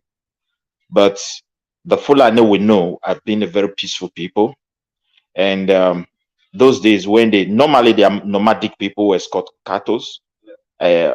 I grew up in the southern part of Nigeria. Those days when they normally escort these cattle from the north is based on a season or something. You will see most of these farms and where people have food that are plants that are very, very attractive to the cattle. They can still control their cows and cattle in those areas, and yet they will never destroy any crops. So, and that is how they have been processing this stuff for years. But it's very unfortunate. When Buhari came into power, because of the way Nigeria is being structured, it's just like nowadays it's not something, a control of power, not control of development or investment. It's just power. Who is in charge? So everybody should see that country like that, so that everybody will know how to really go and put our eyes together and solve our problem. So when Buhari came into power, it became like we own the power. So he appointed whosoever he want to appoint. And a lot of minerals were discovered in the northern part of Nigeria. So Fulani is not only Nigeria tribe. It's not a tribe that is only, affiliated to only Nigeria. So they are also in another countries. So those ones outside the countries know how to mine and dig very well. And most of the retired generals were able to seize territories and start mining this stuff like gold and everything illegally. So they brought these guys in and they started digging. So when those guys mastered the land and they found a vacuum, either in terms of security, and they started committing this evil. And this is how they were able to, lure so many northern youths of Fulani and Hausa or any northern person into those stuff. But whatever we describe with the northerners, for example, and say Fulani bandit, Fulani kidnapping, my brother, it's not Fulani that started kidnapping Nigeria. That's just the fact. They were never the one. It has been there. But because of the way the administration was treating these people from the beginning, they did not stop those illegal mining. They see it as normal. They gave right to some governor to come out and tell us Zafara, go belong to Zafara. So everybody were looking. Before you know what is happening, the whole thing goes out of hand. Today, Fulanis are victims, Hausas are victims, Satanas are victims of those no government negligence. So for me, the point and the pain that I will also agree with Mike is that when my brothers from eastern part of Nigeria want to describe any other tribe, majority of them, they will want you to see those tribes as bad, as nonsense people, useless people. But the good part of it is that you will see thousands and millions of Igbo extraction living with those people in a very harmonious relationship in those communities that hosted them. I cannot be an Easterner person when you have your own brothers and sisters in the northern part. You will say Fulanis are bad, Fulanis are this, they are the problem of the country. The real problem we have in this country is what exactly is playing out here. An Igbo politician, a Yoruba politician, a Do politician, Fulani and one tribe. They eat together, they share together, they make this country together. Why the masses are busy insulting themselves, either because you are an Igbo, you are Yoruba, we are fighting ourselves. You can't even complain. You report an Igbo man who has done something wrong. The same Fulani you said that is bad, we see him and we set him free. I'm just telling you the truth. The Yoruba man you are pointing to is very bad, is this, is a Yoruba man, is worse. The Igbo man, we see him in the court and set him free. because they belong to one tribe, the tribes of politicians, the tribe of the people that is making the country. But the common man are busy fighting themselves. And that's what is happening here. But I will appeal to my Igbo brothers in the East. They should take this social media thing that they are doing, they have to change it. Because when you start accusing people with in a forceful manner, and portraying someone, I don't know, you try to attack somebody in a way that you use it to provoke other people that are supposed to support you. It's not going to help anybody.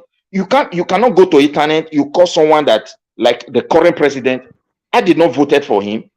He didn't attend any school. He should go and bring his primary school certificate. He should go and bring his secondary school certificate. He should go and bring his university certificate. And the American government have confirmed me that this guy worked in account. He has worked in accounting firm in United States. Those professions there's no way an illiterate person can work there. It's totally impossible. You must be a professional person to get that job. So that is to say, he's an educated person. And the days of these people, files are very difficult to keep. That is why Nigeria is having this problem. Everything was analog. Some people move from one place to another. Some people don't even believe they will come and use this certificate again because they are all self-employed. I'm just telling you the truth. They never work for anybody. Let's let Olajide, then Mike, and then we'll go back to Caesar and then Al. So Olajide, Mike, Caesar, Al. So go ahead. All right. And also, Mike, can you please unmute? Yes, yes.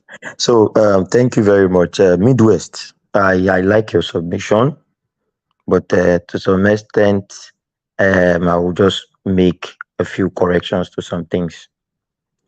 You see, the problem with this country is that the problem of this country is that, like I said, you are wrong and you don't want to accept you are wrong. Okay. Let me start by saying, you said when Buhari came in, Buhari divided the country. Brother, Buhari did not divide the country. Before Buhari came in, while Buhari was campaigning from the east, there was noise of this man was going to Islamatize the country. He was going to, they were already against the man before he even came in. Okay? Now, this man came in. You can go and fact check it. This man, from the federal level, did more infrastructure in the East than any government before him, including Jonathan. You can check it. You see the right. You said? Please, I didn't talk about infrastructure. I just talked about security. I didn't even say it divided the country. I understand. Please, I never said so. Okay, Midwest, I understand you. I'm just trying to buttress some things. You see, the problem with this country is this. I live in a street. My next door neighbor is Edo in Yoruba land. We've not fought before. We greet ourselves early in the morning. We play, you understand? On my street, I have Igbos, I have Hausas, I have Yorubas. No problem. But do you know, I said something, which was that. I said, the only man that was giving that whole street the biggest problem is an Igbo man. You know one thing, when you are wrong and they want to correct you to say, guy, you are wrong, and you are so heady, you will not accept. It is the biggest problem a man can have. So now, we have been living together. Yorubas live in Edo now, in Edo State. Nobody is discriminating anybody. You live in the north. Nobody is discriminating anybody. The Southwest, every tribe in Nigeria is represented. You cannot say you are being mistreated or marginalized or anything. They give you the same level playing ground. But the only region in Nigeria where every other tribe will not have the same right as them living in that section is the Southeast. I want to correct me. I want anybody to correct me if Wow. I am wrong. Right, right. So one second. Olajide, I think your time is up, so we go to the next panelist. I believe it was Mike, then Al. Mike, do you want Al to No, go no, first? it's Caesar. Let Caesar go. Let him go. Oh, yeah, you want Caesar to go first? Caesar Yeah, go. let Okay, him go Caesar first. go first. Then Mike Okay. and Al. So Alajide, I mean, whatever. I don't even. First of all, like, if you even want to make the argument, we're kind of, this is off topic. If you want to make the argument that Buhari was a good president, I'm going to need metrics because you just talk, right? That's what you guys like to do, talk. Even if you try to prove that Buhari was the greatest president we've had since 1999, you literally can't do it. Almost every metric, like I'm talking about data, every metric, GDP growth, inflation, poverty rates, security. I mean, you just can't prove that he was a good president. But I know you're going to just... You can't even prove it. There's no metric to say he was a good president, except Well, a just good president. He did. Was that my- He did. That's a fact. Is that what I said? oh, we say he built infrastructure. There's no data to prove that he built more infrastructure than any president. He actually did. Olajide is He right. built one bridge. That's all we know about. Saying it. What I'm But saying anyway- is, what I'm saying Anyway, is, let me finish my point. Let me just finish my point, right? the East criticized the Fulanis because majorly during this last regime because Buhari was president, and Okay. I was not saying that man did more for There's that. no proof. There's no proof. You're just saying that. Okay, Olajide, it's not your turn to talk, but when it's your turn, I want you to use this time to find proof and then come back to us because you can't find any proof. You just Go talk. ahead, brother. Go ahead. Anyway, so let me keep moving forward. I don't want my time to go up because I'm responding. Yeah, Caesar, once you finish, let's Al, then Mike go after you. Go ahead, Caesar. Okay, the main point I want to make is this: we're not able to agree on the events that happened because you guys are just like, I don't know what it is. You guys can't agree on facts. The main premise I made here, the reason why I came up, as I said, they banned traditional religion and Ilorin, right? There's no Igbo narrative here. There's no Igbo, narrative here. They banned it. And some people said I lied and I have proof. And no one can even come and say, yes, they banned it and it's wrong. And that just shows the kind of mentality you guys have. Maybe because I'm Igbo, you refuse to agree with me. But when people talk about the Islamization agenda, when they kill people for saying things about Islam, right? And when Islamic people come to a state and say, look, you cannot practice any religion except Islam or Christianity, that's a problem. And no one can comment on it. No one is willing to even comment on it. I mean, that's very strange. There is an agenda. You guys just won't comment on it. There you go. Okay, are you done? Yes, I'm done. Please comment on it. Or are you just going to sidestep, talk about something else? Okay, so Let's let Al quickly come in, then you go after him. okay. 2 minutes. Sorry, I don't know what happened there. 1 second. In my opinion, the South.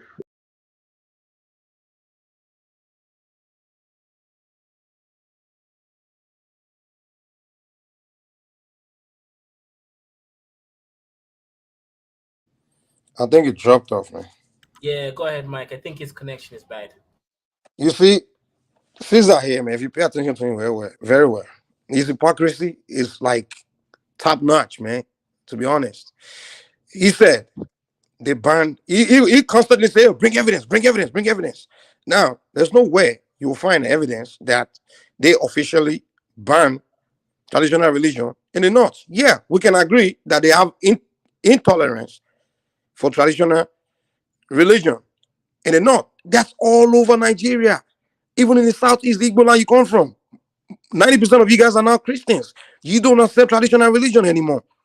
You don't have tolerance for it. The same in Yoruba land. Majority of people in all Nigeria, people have moved on to Abrahamic religion. They don't tolerate traditional religion. But now they're waking up. They realize that it was years of propaganda and by outside people that brought their foreign religion, wanted to kill African spirituality. Then now many people are now going back to it, particularly the Yorubas.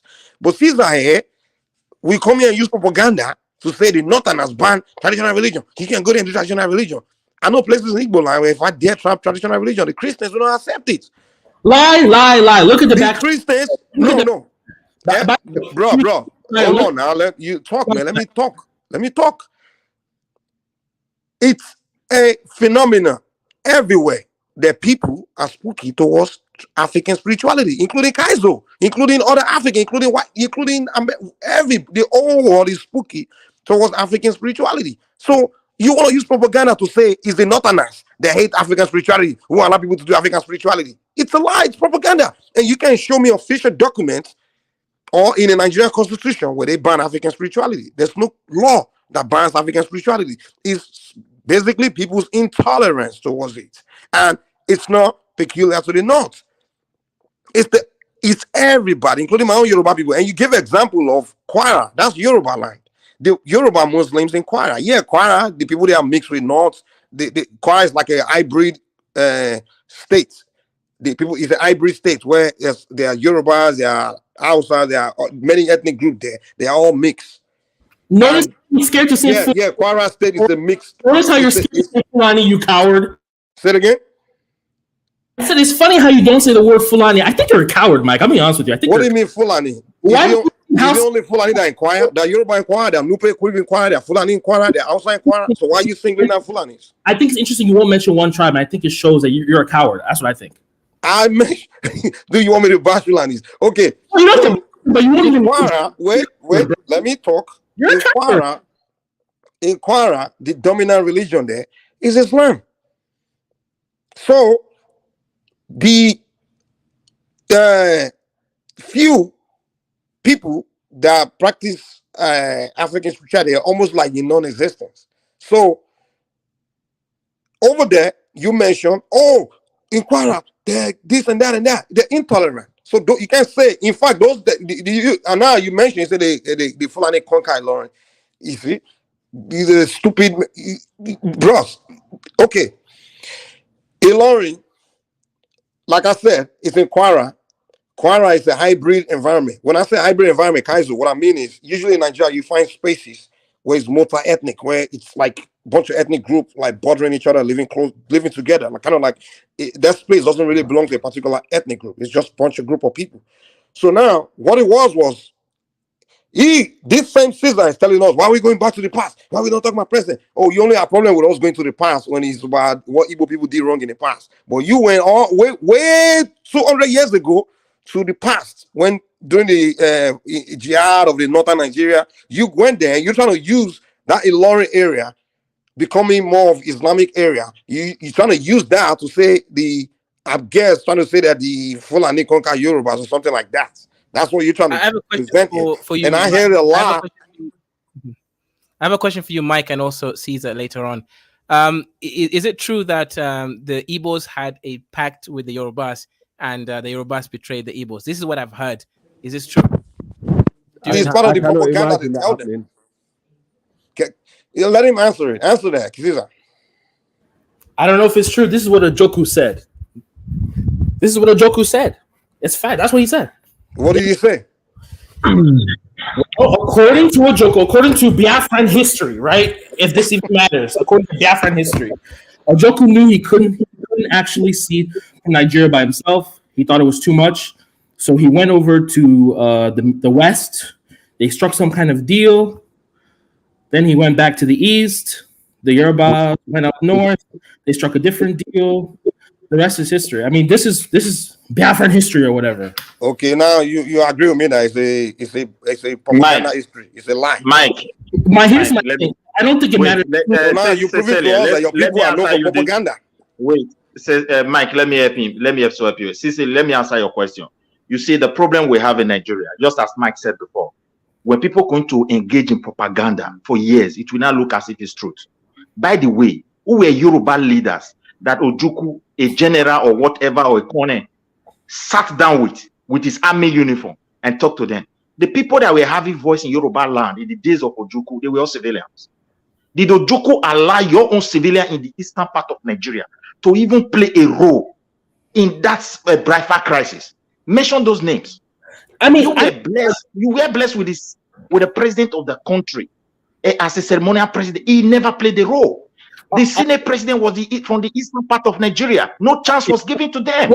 So you expect Awolowo, according to that propaganda, Awolowo is civilian to go to the land of Yoruba, where you have a lot of generals, to go and declare republic. How will it be possible? Okay, personally, I don't. This means Personally, I don't care. I don't even care. I'm talking about this. Of course, you won't care now. No. This freedom of religion thing, I'm actually very curious to see if you guys will finally agree with me. No, don't run away. Can you ask us the question? Don't run from that. The war, it doesn't matter. Wait. The basis of Igbo, a lot of Igbo population. For knowledge, Wait. For knowledge's sake, wait. You ask a question. You ask that question. You try to talk how Yoruba betrayed their people. No, my brother. I said, I said that's according to Biafran history. I didn't say that's what I think. I didn't say this is what happened. I said according to Biafran history. Which is your history, okay, right? sorry. Not my history. What are the first? Are you not Biafran? Mike, But anyway, Mike, the basis, to answer your question, the basis of masses of Igbo people's hatred towards Yoruba is exactly on that fact, that fake history that Ojukwu told them. That the reason they lost the war was because Yorubas betrayed them. See, Kaiser, Wait. I grew up. Wait, Caesar, let me talk, please. I grew up with Igbo people literally attacking me on that ground. Like you, Yoruba, the keyword they call us is traitors. And when you say, why are you calling me a traitor? Say you Yorubas, you guys are traitors. You are the reason we lost Biafran war because you betrayed us, you backstab us. That's what they will say. And it's based on that stupid history that they made a part. It's based on that. And we're telling you that this propaganda shit that your leaders do needs to stop. It's the same thing you're doing today against the Fulanis. I want to make this clear, Mike. I do not care what happened. Yeah, you don't care. You've been caring all this while. Now that they're debunking you're exposing your ass. Now you don't care. let me make it address. Don't talk about Biafra. The first thing I said is I'm not a Biafra guy. But you guys want to go back to Biafra because maybe it's your safe space. Let's talk about what happened in New Orleans. Why are we talking about Biafra? Caesar. Okay, you're not a Biafran, but let me just address that aspect. You see, the major bane of contention is when the war was hot, really hot, and the Yorubas were part of Nigeria. They never said they were leaving Nigeria, and Awolowo said, "How can you say you're fighting someone and you're still feeding these people? These people will not submit." That led to the bombing of the Niger Bridge, and there was no food inflowing to the southeast anymore. And on that basis, it was easy for the Nigerian soldiers to conquer the Igbos. But instead of them to say we lost the war because somebody was intelligent enough to decipher how Nigeria can win the war, they will now go back and say the Yorubas are how do you call it? Hypocrite. They actually traitors. That they failed them. They had a part. They never had any agreement with you. The Yorubas never had, and for a point of correction, in the whole of Nigeria, it was only the Yoruba tribe that kept all the properties of the Igbos for them, and after the war, handed it over to them. That is true. Fact. That is true. Not only Yoruba, please. The whole of Bende as a whole, they got their property. No, Bende, Yoruba, we are all the Midwest. Yes, we're the same. Let's say the whole of Midwest, they got it. I only know about Lagos. I don't know about anything else. I only know about Lagos. That's what I know about. Your place, they got it back. Nobody took their property. Now only the south of the east, that core area. Those people were so hungry. So where is the traitor comment coming from? I don't understand. Oh, I didn't even. You're defending something I wasn't even. I mean, I'm not going to fight on this hill. You say according to Biafran history. Yes, is that a crime to say what's according to Biafran history? You say it's history. So you do. Okay. Can you agree that it's a propaganda and it's a lie from a pit of hell? Can you agree? I don't even care. I personally don't care. No, you don't care. You agree. I accept you agree. You side with that. You're going to transfer it to your. You know what year I was born? I really don't care. I personally doesn't care. Okay, I mean, you just proved the point, then, isn't it? You actually just proved what me and Mike and the rest are saying is true. Because I was, we're trying to have a family debate here, but you're not trying to engage. You're just emotional about it. I'm talking about what happened in Lauren. You guys want to talk about the Biafran War? I mean, okay, you win. You already won the Biafran War. What point are you trying to make? I mean, okay, the war of 1969, you won. Deal. Let's move on. We're talking about freedom of religion. And all, you know what's funny about you all? I don't even want you here. You know why? You know what you said that's funny? You said I'm going to call, oh, that was Mo, never mind. You said I'm going to cause religious conflict by fighting for religious freedom. Because that's how you guys think. You don't actually want religious freedom. And I'm the crazy one. I'm crazy. No, but listen to me. Caesar, can I tell you one thing, yeah? Let me tell you one thing. I am a Fulani from Sierra Leone. Caesar, let me just make one thing clear. Yeah? I'm a Fulani from Sierra Leone, right? I know you have let me just tell you one thing. Sierra Leone. Oh, do you believe let me just counter this. No, it's the question. Oh, do you believe in religious freedom? Yes, we do. Do you, Caesar? Yes. You've been blackmailing Muslims all day, and you talking about religious freedom. Of course, Mike. Let me just. No, I'm not going to answer. But listen. They should have. No, I want you to answer. Do you think they should have banned traditional religion any longer? Do you think they should have done that? Who banned what? Definitely not. That's wrong. You can't ban it. It's wrong. Mike, please let me answer that. Right. Caesar, can I comment now? Answer. Yeah. Can you answer the question? Yes or no? Do you think they should have banned it? Should they have banned traditional religion in Imo State where you come from? No. You can practice traditional religion in Igbo land. Mike, the Igbo traditional religion will be banned by the Igbos, by the Igbo Christians. Haven't they? But if Yoruba people decide to do something, in their own religion, the question. Oh, you're a funny guy. I like you. Yeah, let me answer that question. Right, okay. Caesar, right? So can I come in? Yeah. The question. Let me answer, please. Olajide, what do you think? I want to answer your question. Now, listen. If you want to talk about Ilorin, you need to go back to the history of Ilorin. I know a lot about history. Just calm down. You know Biafran history of Ilorin. That's what he knows. Biafran history. No, Mike, I was told by the Yorubas in Ilorin are Muslim people, yeah? The Yoruba. They were one of the first people in the south to join Islam, yeah? And that's how it is. You can't change that. Al, this is what happened. The Yorubas in Ilorin were there, and they by themselves went and involved the Fulanis, the North, and brought them in to come and stay with them. Yes, that's a fact. They brought them in. They were not conquered. At all. Exactly. Olajide, let me even add to it real quick. During that time, the Oyo Empire was dominating so many areas, and many of those areas, they were all rebelling. They were trying to free themselves from the Oyo Empire, including Dahomey, even including some present day, like even Lagos, like that. They were all, because the emperor, they find him to be oppressive at that time. So many of those outskirts, part of the empire, wanted to kind of align with their neighbors to the north and to the west and stuff. So Ilorin is the border town to the northern Nigeria, and they wanted to just get the independence from the Oyo Kingdom, right? And it's that place is a hybrid society of different ethnic groups, but they were under the Oyo Empire, but they wanted to be Islams, move to the Islamic north. And this dummy here will say the Fulani came to conquer them as if they went to war and then they conquer and this Biafran history. That's what frustrates my Igbo people. Propaganda. No, let me now. It's funny, because, like I said, they were scared of any attack from the one that was dominating. Because the Oyo were a very powerful group. Remember that? Exactly. They were really powerful. They were thinking that allying with the North and having them in their numbers will also scare those people away from attacking them. Now, over the time, when they have settled together, there has been intermarriage.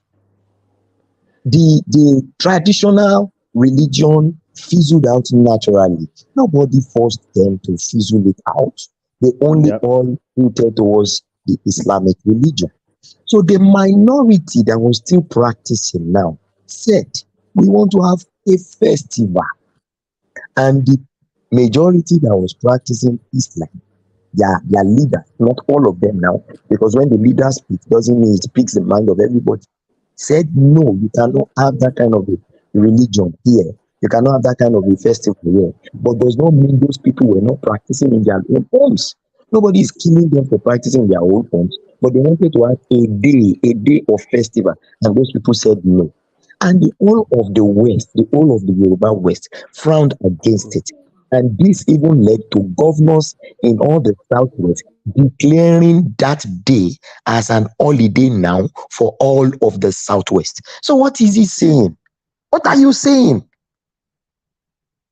Caesar, what are you saying? This is all propaganda. Everything you're carrying is Caesar is funny, you know. And it's what he's trying to do, yeah, Olajide. He's trying to print a narrative because I'm a Fulani. I believe in, jihadi or, this. You don't understand. In Sierra Leone, Fula are the third largest group. Yeah, Sierra Leone is the second most religious tolerant country in the world. Just Google it.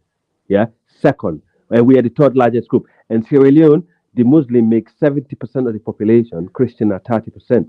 But most of our head of states, our leaders in Sierra Leone, been elected by Muslims, were Christians. Even our current president is a Christian. So when Caesar coming in, he's trying to paint that narrative because I'm a fuller person. Our group is quite extreme. We're into this. I didn't say it's because you're full. It's because you wouldn't even call it out. Very strange of and you. Stuff like that. It's just amazing. Oh, it's very strange. If I was you, I would have openly said, "Look, I believe in freedom of religion. I don't think they should have banned it." Instead, you didn't want to answer it directly. That's very suspect. No. I said to you, it's very suspect of you, by the way. You're very high IQ for dodging the question by saying, "Oh, if they want to ban it, they can ban it." Don't interrupt me. I did not. Very interesting way to answer the question. I got to admit. Why couldn't you just openly say, "Look, they shouldn't have banned it. I think it's wrong. If they did ban it, it's wrong." You should have said that. Stop talking. Okay, why can't you just say that? Why can't you say, "Look, if they ban it, I think it's wrong"? Instead, you said, you know what ridiculous propaganda Caesar's people, the Igbo people were doing during Buhari's government. There was a time Buhari was sick. He was abroad and he came back. See, why do you guys keep? You don't wait. You keep swerving. They came and said that Buhari was dead. That the guy that came back was the clone. The first day was the clone, and then they said it was a Jubril, a guy. Jubril from Sudan. I look at Buhari, he's an imposter. They got it. So, Mike, how is that relevant to freedom of religion discussion? That's the kind of ridiculous propaganda you guys do. That's what I'm trying to tell you. But this is proof. So are you saying this never happened? It's like when people talk now, nobody can. Like you say good morning, you have to go outside to make sure it's morning. Mike, you're making a mistake on that. You can't say Igbo people.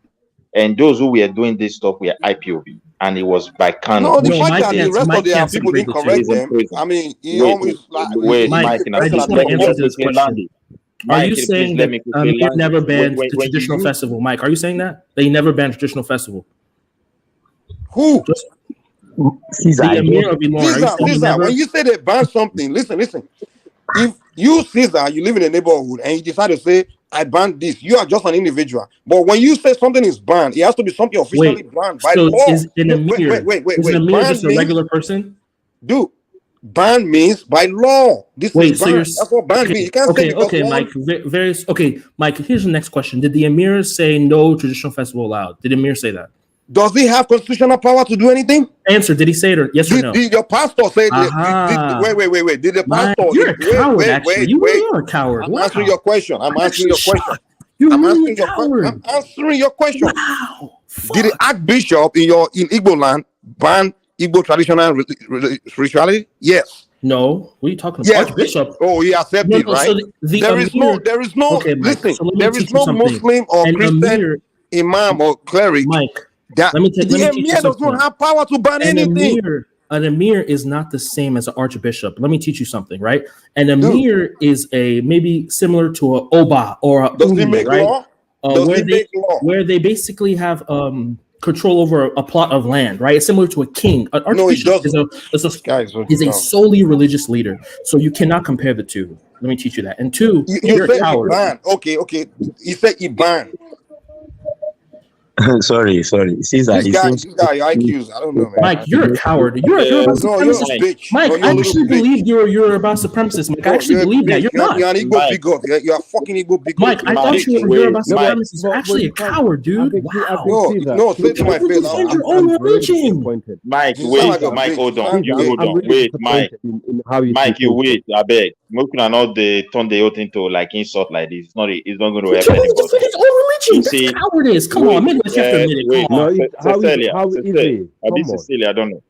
Cesar, I bet wait. You see, I don't like when Mike use Igbo people or when you use the word Yoruba people. I said the word Please. Mike. I never said the word Yoruba people. God, see, you see, Wait, I not don't only debate like you guys. wait, I said Mike. I'm going No, somewhere. he said I'm a Yoruba Wait, supremacist, I'm and I going said you're somewhere. No, I Igbo. said I Any thought you were a Igbo- Yoruba supremacist, but you're not. You're a coward. I didn't say Yoruba people are wait cowards. now, Cecilia, wait.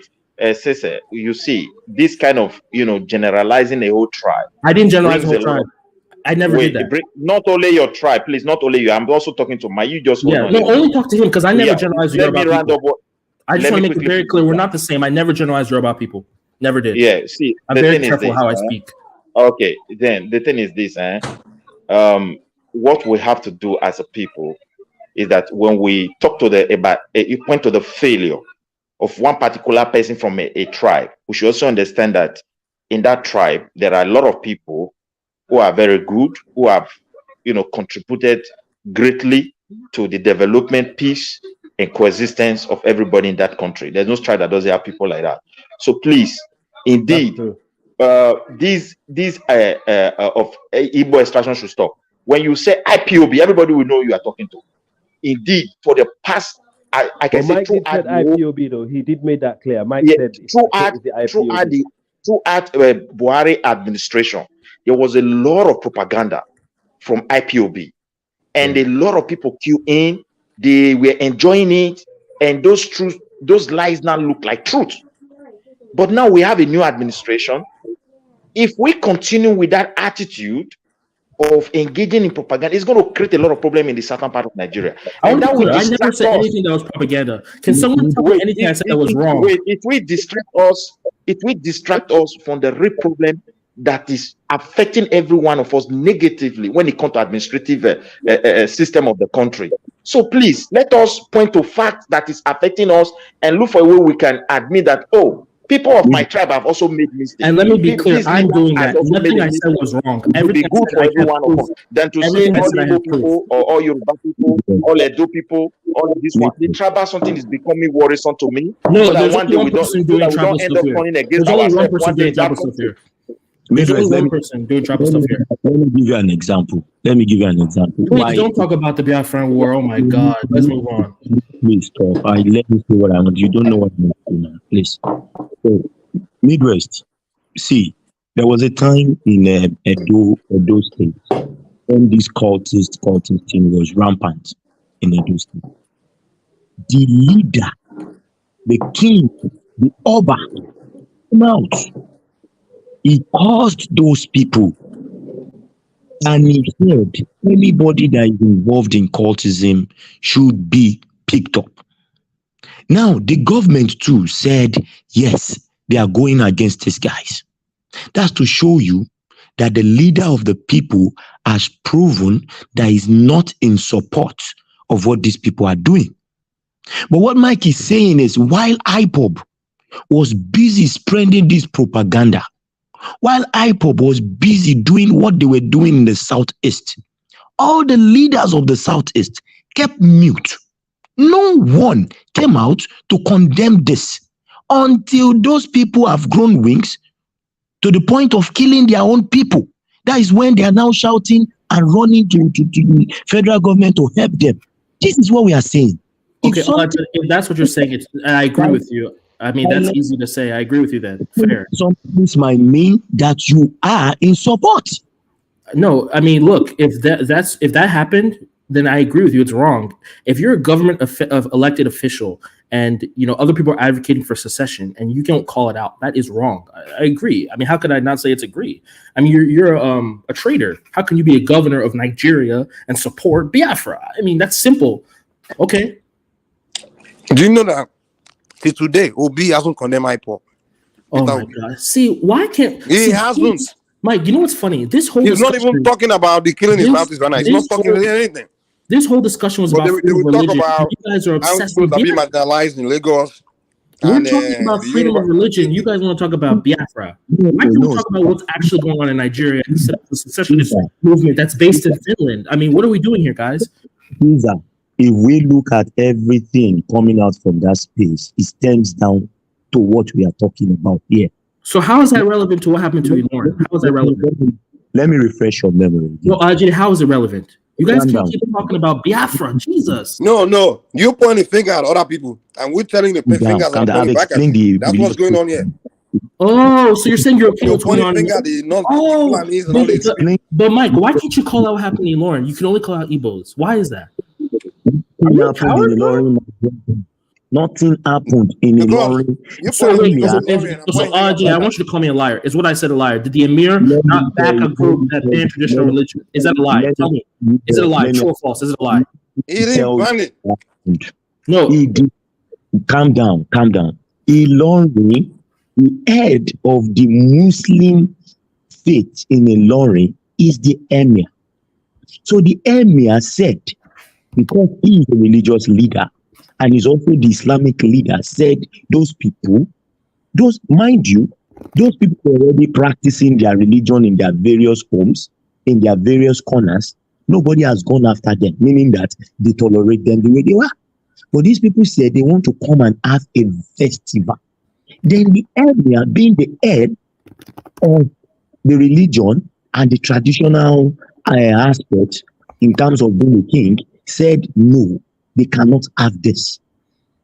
Do you understand? But what he said is not law until the governor comes out and says, yes, in Ilorin, we are banning traditional religion. Then you can now come and tell us they have banned the traditional religion in Ilorin. Okay, so let me explain to you why. Olajide, what you said, it could make sense, but that's not what an emir is, right? An imam is like a religious title. Emirs are similar to an oba, an igwe, an oni. It is a political title too. This is why the people of Ilorin say, look, we have an Islamic culture.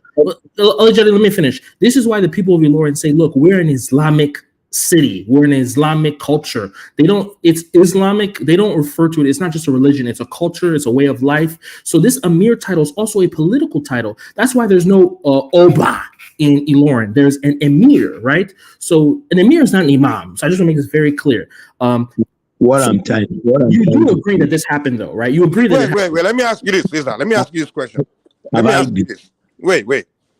You agree with me that more than 90% of the population of your South is your Igbo land are Christians today, Catholic and Christians? No, I don't believe that. No. Okay, give me a number.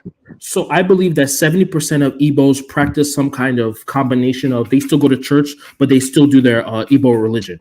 That's right. Yeah. No.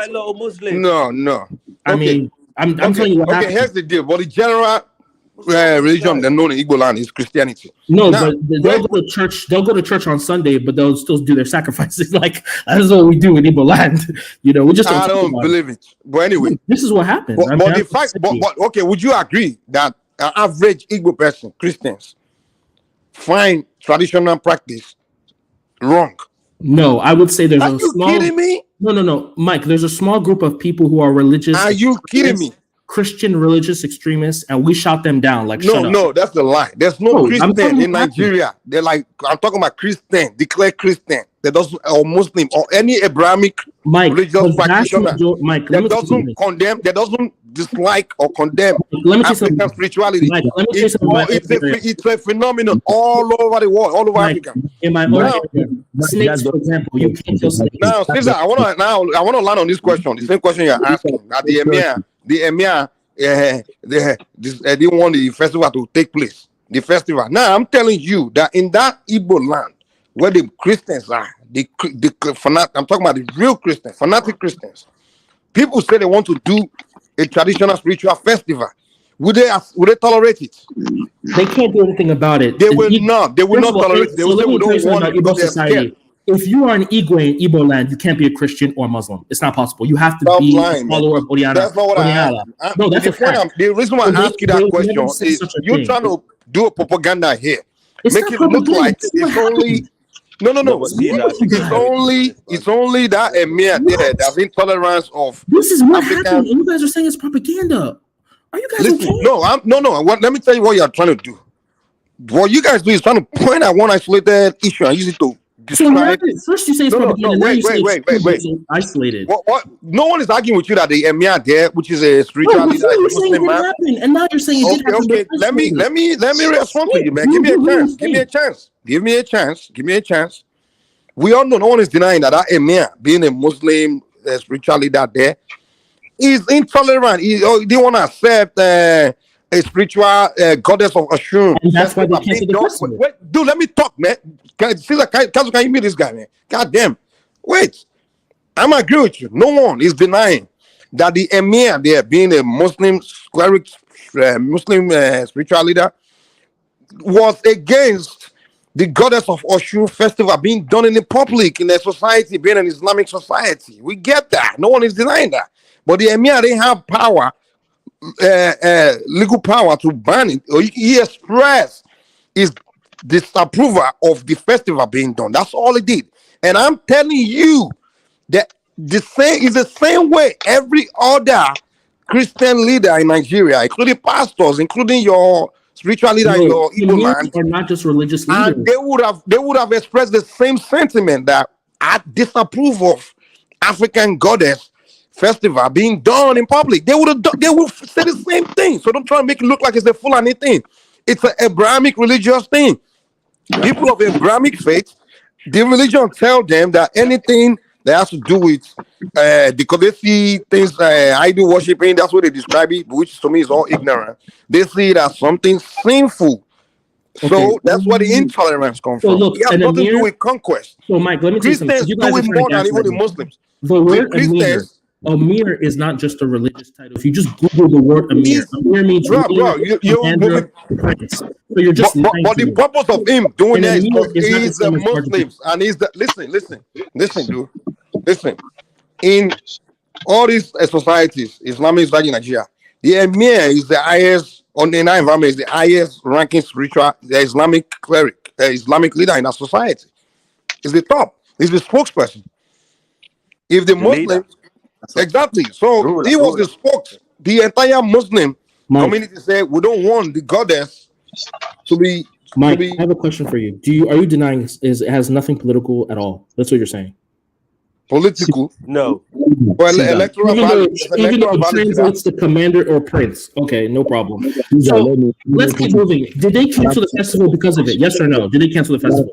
Calm down. Let me ask you this: If I would have came, if those Yoruba people would have came to your land, Igbo land, and they want to do that Oshun Goddess festival there, would they have allowed them? I would fight for it. Yes. You don't say you will fight for it. Would the people they have allowed it? It depends who you talk to. If you talk to it depends. It depends. Okay, it's the same thing in that place. It depends. You have to talk to the people there first. No, they won't allow it. No. Somebody will allow it if you talk to somebody. It's not everybody. So it's everybody in the Lawrence. No. You have to talk to somebody before they do it, of course. Okay, so you're saying they should have. Okay, so in this case too, maybe they should have talked to somebody too. Maybe. So if they don't talk to somebody, they won't allow it. I mean, this is different. A Yoruba person coming to wait. Is it not Nigeria? I agree. I think they should be able to practice it. Actually. Wait, hold on. What are you saying? You're saying it's different because what? Because I think they should be able to practice it. If they're not able to practice, I'm not asking you whether they should. I'm just telling you that the people there allow it to. Would they have done the same thing with the people there in your Igbo land? Would they have?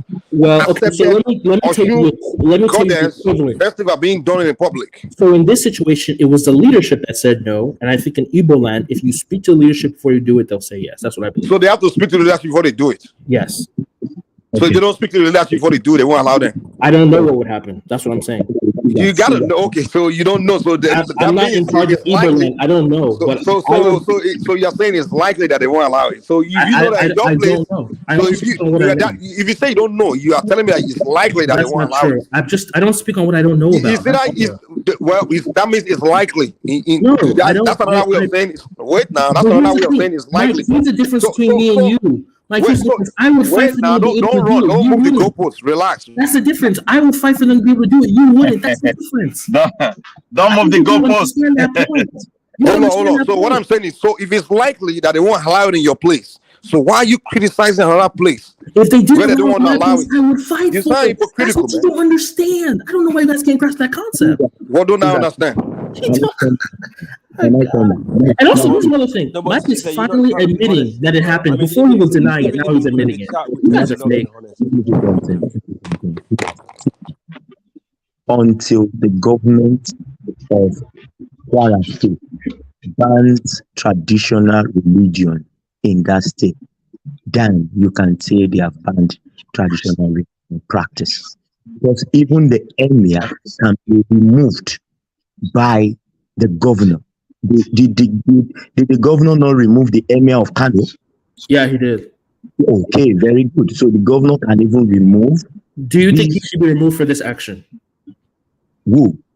The emir. Well, obviously they didn't hold the festival because they were scared. Do you think the emir should be sworn for doing this? No, they might have had consultations between themselves because these people you're talking, they're the same people. They might have done it on a low key in their own small space. Okay, but what I'm trying to tell you is this: where you are wrong, Caesar, is that you came in and you said, even in your own land, Yoruba land, they have banned your tradition, and you're generalizing it. No, Why? I said Elorin. I said Elorin. I didn't say the whole of Yoruba land. Nothing to Mike. That was what I heard you say. But what I'm trying to tell you now is this. Let's pull up that comment. You said exactly what he said. Now he's lying. He's I saying said, Mike, Yoruba what land. happened in He Elorin? said in your land, in Yoruba land, where I'm from, are they banning? Come on, man. So, Mike is trying to point out to you that what happened in Ilorin can happen in any area. And he won't even admit that it's wrong, which makes him a coward. Yes. So why are you trying to make it about Fulani then? So why were you trying to make it about Fulani? For no reason? What did I say that made it about? I said that the Fulani You were making about banned Fulani. it. I said the Fulani Amir banned. I mean, that's true. It's a fact. What I said is a fact. Is that wrong to say that? First of all, this guy. Is it wrong to say that? It's a fact. It's You are literally wrong, a fact. Is You are it wrong, wrong? Prove me wrong then, The guys. Emir is not even. It's more like a mix. It's a half Yoruba Fulani. Oh, so I didn't lie, right? Oh, thank you. It's not full Fulani. It's a mix. It's Yeah, a he- mix, yeah. exactly. The man is a mix. According to Nigerian Prince, he's Yoruba Fulani. Fair. Okay, He's fair. a Yoruba Fulani. Ilorin is full of Yoruba and Fulani and Hausa. And Exactly. It's a yeah, mix but environment. Okay, is a he's Yoruba Yoruba land. Fulani. Okay, no problem. But And it's I a didn't Yoruba lie. land. Ilorin is known to be the Yoruba state. Yeah, and the Emir is half Yoruba, half Fulani, and most of the people over there are mixed. And I tell you what, if that's the case, then good is a good thing, because I tell you what, Ilorin people are one of the most powerful people in Nigeria today as we speak. So if you claiming that they've been conquered, how can they be the most powerful people group in the country today? This is coming off a little tribalist. I'm not gonna lie, Al. I don't really like your comments. Of course, the people of your tribe are the most powerful. Give me a break, man. I'm gonna let guys. Let's let Ayo. People in Nigeria. Shut it down. Let's let the new panelists go ahead. Ayo, are you there? Ayo, Adeo, are you there?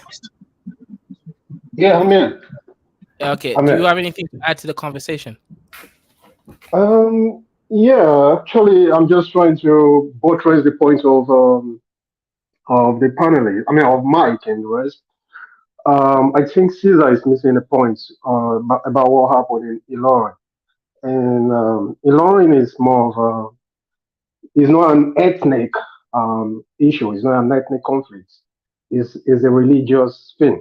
And Mike is right. We're all guilty. All religions are guilty of this. It's just like it's an intolerance of other religion. You know, the two major religions, the Christians and the Muslims, they don't tolerate the traditionalists, and that is what happened. And just like Mike said earlier, they practice their religion in Ilorin. I mean, the traditionalists, they practice their religion. It's just a matter of doing festival, trying to do like a national festival. And this national festival is even from another town. It's from Oshun. It's like a symbolic traditional festival from Oshun. And they're trying to bring it to Ilorin. And that's what happened. And the emir, and even before the emir spoke to the issue, the Muslims, and these are Yoruba Muslims, by the way, not just the Fulani, they were against it. They were, doing videos talking against it. They just, they don't really see. Ilorin is more like Ilorin people. They believe they see Ilorin as a holy land. You know, like I mean, the Muslims they see it as a holy land. I think there's a Yoruba word they call it Iluesin. You know, like holy land, a very strong religious land. So even before the Emir talk, the people, the Yoruba people, the Fulani, everybody were against it. So the Emir talking against it is not even necessarily trying to go against the traditional religion. Is probably to keep peace in the town. You know, because if the traditional people go ahead with the festival, they might get attacked and it might turn to like and havoc. So him even saying trying to tell them not to practice their festival is not necessarily trying to deprive them of their rights. It's more about trying to to keep peace in the land. So this issue is not a tribal issue. It's not like a Fulani issue. And anemia is not just a traditional leader. He is also a religious leader. Okay? The whole town, the Muslims, they look onto him as a religious father. So it's not just about him being a traditional leader. He's also a religious leader. It's like combined. Even his sultan as well. You know. So that's just my contribution. I think Caesar is missing the points. It's Yeah, I not. think Oh, you one just point. came in as someone that At know the what you're beginning, talking everyone about, said bro. I was lying. They didn't know what I was talking about. Now Yeah, everyone's but you admitting, came oh, in. what you said The happened brother did that just happen, spoke. but it's You not said, that big of a listen, deal, this guy, the guys. brother that just spoke. Very You came in interesting. as someone that know the real issue, and I'm No, glad you came in to rectify some of the I think you have a narrative. Look, I think it's very interesting. At first, I said it happened. Then they said I was lying. There's propaganda. Now they're saying, look, it happened, but it's not that big of a deal. The people were against it. See how they flip flop. No, but we No, all no, you all said the they people banned. saying You said at the they Guys, banned. that's That's a what we same disagree very with. thing that we were interesting flip saying. flop, guys. No, you full of crap, man. Wow. Yeah, let's let Al go. Then you go ahead, Caesar afterwards, and Mike. Go ahead, Caesar. Al. Yeah, I mean, Caesar, calm down, bro. We're not attacking your people, bro. We're not attacking them. We don't hate your people. You know, I do not hate Igbo, any other tribe in Africa. We all one people, bro. But the reality is when there's certain issue, we need to address it and move forward. Moving forward, we have to do these things. As I said earlier, there's so many things my own people will be doing. I'm never gonna support them. Don't see your own people doing wrong and support them because they belong to your own ethnic group. This is where we all start going wrong. Now you had how many people from that region that just come on, they came on and they correct you, Caesar, and they said to you, no, this is not what you're saying. That's not what it meant. To me, based on what listening to you as Mike was saying, you're actually trying to paint a narrative that's not there. So that therefore qualify as a propaganda. Doing things like what you're doing now, it's only going to benefit one people, are the few elite politicians that been fooling us, like the Igbos, Yoruba, hausa, Fulani politicians out there. Basically, when is the last time you had, an Igbo or Fulani or Yoruba politician or hausa that come up and say, stop the tribalism, stop this religious divide, blah, blah, blah. They won't do it because it benefits them. The more we keep doing this, and defending our own tribe doing the wrong, the more they're going to keep doing it. So you need to stop. You need to stop defending the wrong and just be honest, and say, listen, because since we've been on this air, we've been talking, not one time you came up and said, look, my people are wrong doing this. I have been on different panels where I criticize my own people doing wrongdoing. I have been on panel where my people been jumped on by other tribes saying, Fulanis are doing this and doing that. We have to defend it. But some things that is wrong, I cannot defend it. By doing that, it shows what kind of person you are. And at the moment, you're not shining a bright light on yourself. And I don't think you are defending your people well. Okay, so here's what I think. I don't care what you think because you don't believe in religious freedom. I remember when I asked you that question. I told you. I said you I said, religious no, freedom. I don't care. I know you don't believe in religious freedom, so your opinion doesn't matter. Second of all, let me finish. I didn't interrupt you. You said a lot of things that were wrong. I didn't interrupt you. Don't interrupt me. You said a lot of things that were wrong, and I didn't. No. I'm not going to let you speak until I speak. I'm not going to let you speak a lot of until I things speak. that were wrong. No. Typical Africans can't follow instructions. Okay, speak. No.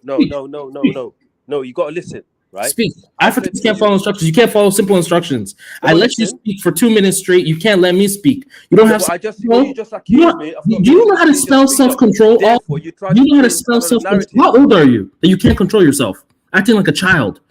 You don't get Anyway, personal, bro. Don't get personal. you don't You know how actually to being act. childish, being personal. It's a simple rule. Everyone has 2 minutes. I don't understand why you can't follow instructions. Go, all right, then go on. Keep talking. Yeah, go on. Anyway, Have your 2 minutes. Anyway, I did open my mouth and say that if you're an Igbo governor and you're coming out support and not denouncing IPOB, that's wrong. So I did. You just didn't listen. I just want to make this very clear to everyone listening. I put up a premise of something that happened to you, Lauren, and everyone here denied it. And then towards the end, they finally admitted, okay, it happened, but it's not that. But first they said, well, an emir doesn't have a power.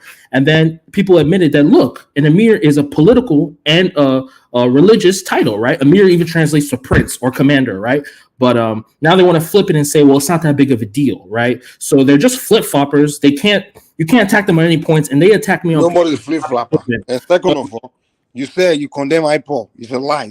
Part of the thing you condemn about IPOB was the fact that they are killing their fellow Igbos now. That's the only thing you condemn. That's not what happened. No. That's the part it was when Olajide said now the IPOB has gone out of control. They are killing their own people in the southeast. Listen. And then you say you condemn that. That's the only thing you condemn. You don't condemn IPOB hating Fulani. You have to listen. Do you condemn IPOB hatred for Fulanis? Do you? Yes, sure. What the hell? Why not? When I opened my mouth, I said, and let me repeat it again. I said, any Igbo governor, you're a governor of Nigeria, you don't call out IPOB, you are a traitor. That's what I said. I said it 3 times now, but you guys don't listen. No problem. So anyway, you guys are flip-floppers. I don't take you seriously. Yeah, that's it. I can't debate with people who can't even. I don't take you guys seriously intellectually. So there you go. That's all I have to say. I don't think you're making any point. You haven't made any point so far. All you did is try to be personal with people and just trying to paint your narrative. I don't even believe in religious. You're very sneaky. You're very sneaky. I just told very you, sneaky guy. I like you. Very sneaky. You told me I'm not tolerant. I told you the country I came from is the second most religious tolerant country. But excuse me, let me ask a question. Let me ask a question, please. One moment. Can I ask this question, Mike? Do you think is it not proper for Nigeria government to address this issue of bribe once and for all? Yeah, I call a body for it if they really want to save Nigeria. They need to debunk it because the whole Biafran thing is not real. Because the way it is today, because the way the tribal divide is going in Nigeria is very dangerous. Because I see every tribe today, now crying for either marginalization one way or the other. And the thing is that the government tried to just turn blind eyes. My brother, let me tell you, why do I say this marginalization? It is that marginalization spirit. That is what is encouraging this propaganda. My brother must be there. They are shitting my brother. It is supposed to be an Igbo tone. That's the point I'm trying to, refer to. It is there. And on the other hand, most of these people believe that, like, for example, you point to Tinubu, and the manner at which someone from eastern part of Nigeria will point to an issue, it will look as if it's from the point of hatred, not the point of fact that this thing is wrong. It's not supposed to be so.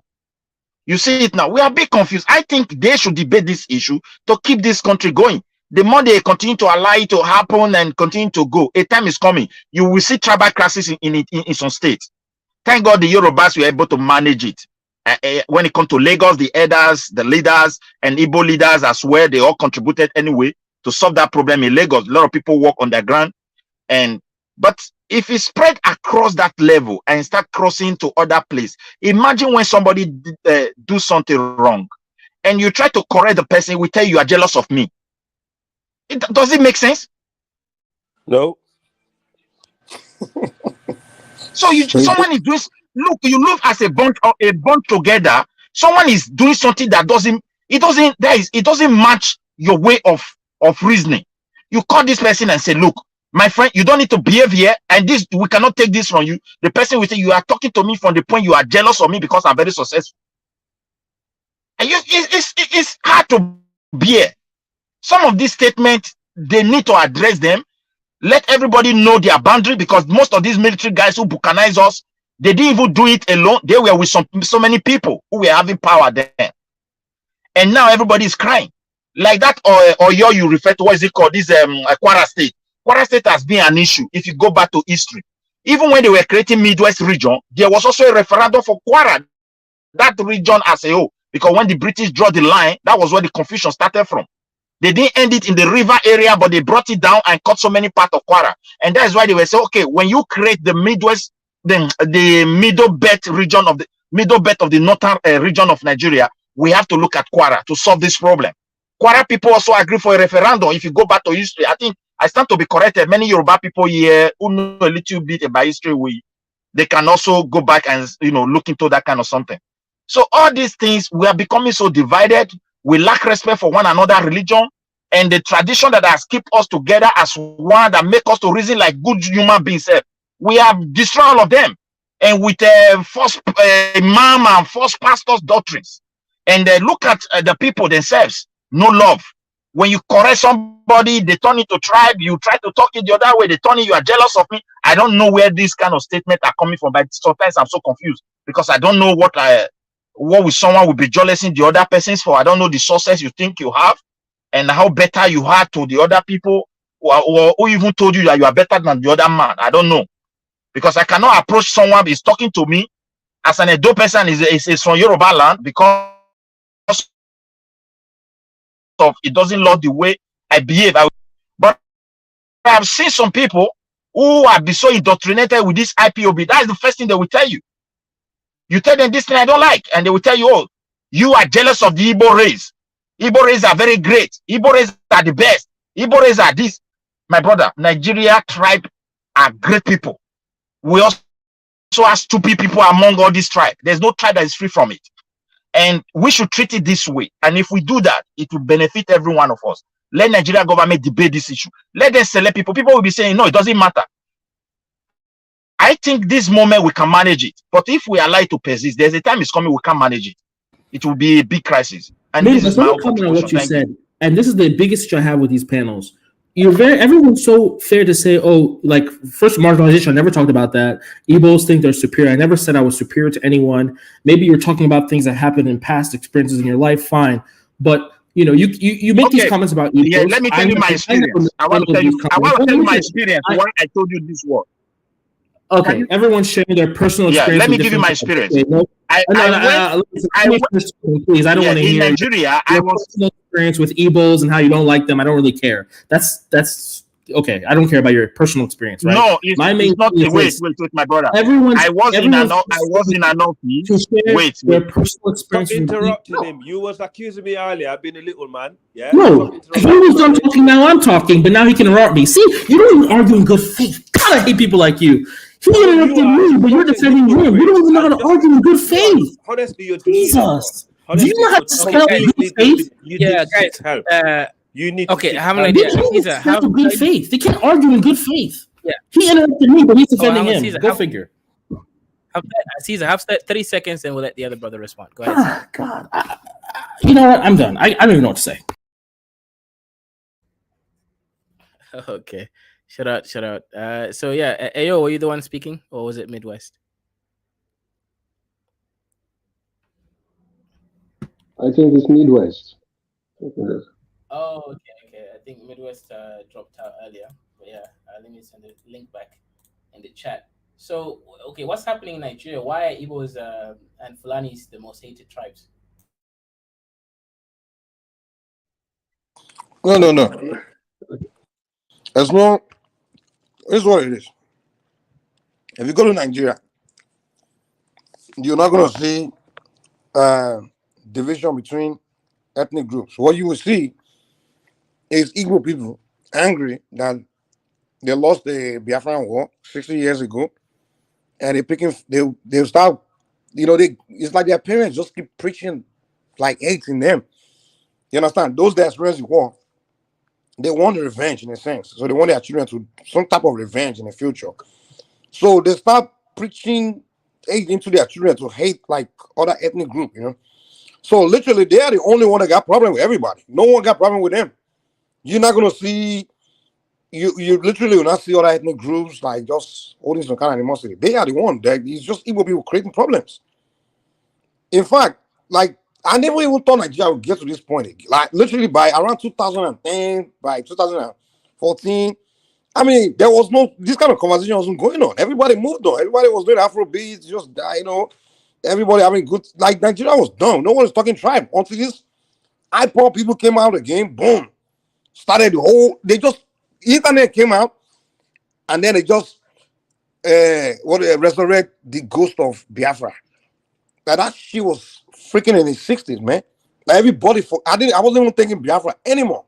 Like, the internet came out, and then they had all these Igbos in the, particularly the ones in the diaspora. They just weaponized the internet and start using it to promote hate, like propaganda lies. Just, I mean, like, what the heck is going on? And a lot of the people started buying into it, started acting it out. You know, ethnic blackmailing, lying about other ethnic group, preaching lies, or this tribe is like this. It's just think of buried things. And I'm like, yo, this is terrible, man. And then when people tell their leaders to correct this, so don't make them, they will just, you know, they will ignore it, turn a blind eye on it. And the things get to the point where other people start responding to them. You know, so that's what it is. So there's really no ethnic division in Nigeria. I've never had issue with any other ethnic group. I don't even have issue with the Igbos. It's just this shit that they're doing, weaponizing the internet to be, you know, creating problems, destroying the image of Nigeria. That's the only thing I have a problem with. So we don't have ethnic issue in Nigeria. In fact, if you take Igbo out of the equation, there's no other tribe fighting each other. Everybody else is getting along. We're over 200 tribes, you know? So that's just what I have to say, man. There's really no problem, you know? Mm-hmm. Okay, shout out. One man, I don't know if you're there or you're busy with those snot-nosed people. Yeah, but from online, I've seen that, you know, Fulanis and sometimes Igbos get the bright end of Nigerian politics. So this is just me asking question as an outsider to kind of try to understand more. But if you can't comment yet, it's okay. We'll go back to Caesar. So Caesar, do you disagree with what Mike said? Do you think that Nigeria is anti-Igbo state? I don't even. I think Nigeria is it's anti-Nigerian. To be quite frank with you, I think Nigeria is anti-Nigerian personally. You know, forget about the whole Igbo thing, the whole Biafra thing. I know you guys can't do that. But when I look at Nigeria, one of the biggest things I want for Nigeria is freedom. Like, for one thing, for example, is freedom of religion. You can't even discuss such an issue because they take like simple, like, here's what I would have liked as a response. If I brought up this festival and Mike or someone said, look, what they did was wrong, but I don't think the emir has the power to even say what he said. So look, I think the governor should come in and kind of backtrack what the emir said and assure them that, look, you can practice any religion you want in this state. This state is not an Islamic state. This is a Nigerian state. And anyone can practice any religion, and no one's allowed to intimidate anyone. If if anyone here responded like that, I would have been like, great, let's move forward. But they didn't respond like that. Wait. First of all, Caesar, do you know what I practice? People finish. I let you finish. Do you know what I practice? Okay. So the main thing is, instead, when I brought it up, everyone pretends like I'm crazy. They pretend like I'm lying. Then they say, oh, it's not that big of a deal. Then they say, oh, well, the people didn't want it. No one ever came out and said, look, this is wrong and it shouldn't have happened. And, you know, we have to make sure this has happened other places too. They can't even do that. Everything is, I asked all about it, and all's comment was, well, if the people are okay with it, they can be okay with it. He couldn't even come out and say he supports religious freedom in the beginning. So it's like, this is how I debate with these people. They're not serious. I don't take them seriously, you know? Okay, Mike, do you want to respond? Okay. So, Caesar, you're full of crap, man. First of all, I just asked you, what do I practice? You know very well what I practice. I practice the African way, the African spirituality. So why would I now not be against the emir? I'm trying to that's against my practice. So you're accusing me of defending the emir, which is ridiculous. For you to, well, you clearly know that the argument against you was that you trying to paint the Fulani, you're trying to make it about Fulani people conquering Yoruba people, or Fulani people being these people, they have an agenda against other people. And that's what we're arguing against. That don't now trying to use that isolated incident to try to push your narrative. That's what we're arguing against. We're not arguing against whether Of course, no one here will sit down here and say anyone is right for trying to prevent someone else from practicing a festival in public. And I made it clear to you that listen, it's not peculiar to that particular space. It's a phenomenon known. It's the whole Nigeria. In fact, the whole Africa. In fact, I can say the whole world, where people that practice Abrahamic religion, Christian and Muslims, are very intolerant of indigenous religions. And I told you, I say, I ask you, I say, if those that wanted to do that festival, if they would have gone to your place, Igbo land, and trying to do it, how would the Igbo Christians react? And you know very well that they would have reacted the same way as the Emir. Like, nah, we don't want it because it's against the Bible. They would have said the same thing. So it's not a Fulani thing. That's the argument we're making. Yeah, and I'm sorry, just to buttress your point, Mike. Has anyone ever wondered why the Christians, the Ilorin Christians, were mute? They kept quiet about the festival because they were fine with it. Okay? Thank you. And that's the point. That's the point we're making. This I think is not peculiar to Ilorin. It's everywhere.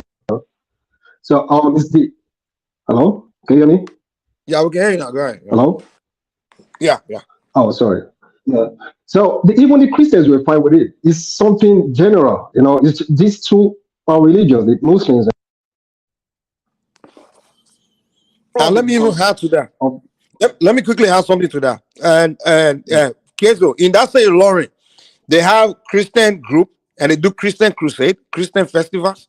No, the Muslim didn't ban them. They don't have issue with them. They do it. They have Archbishop of that space, Lauren.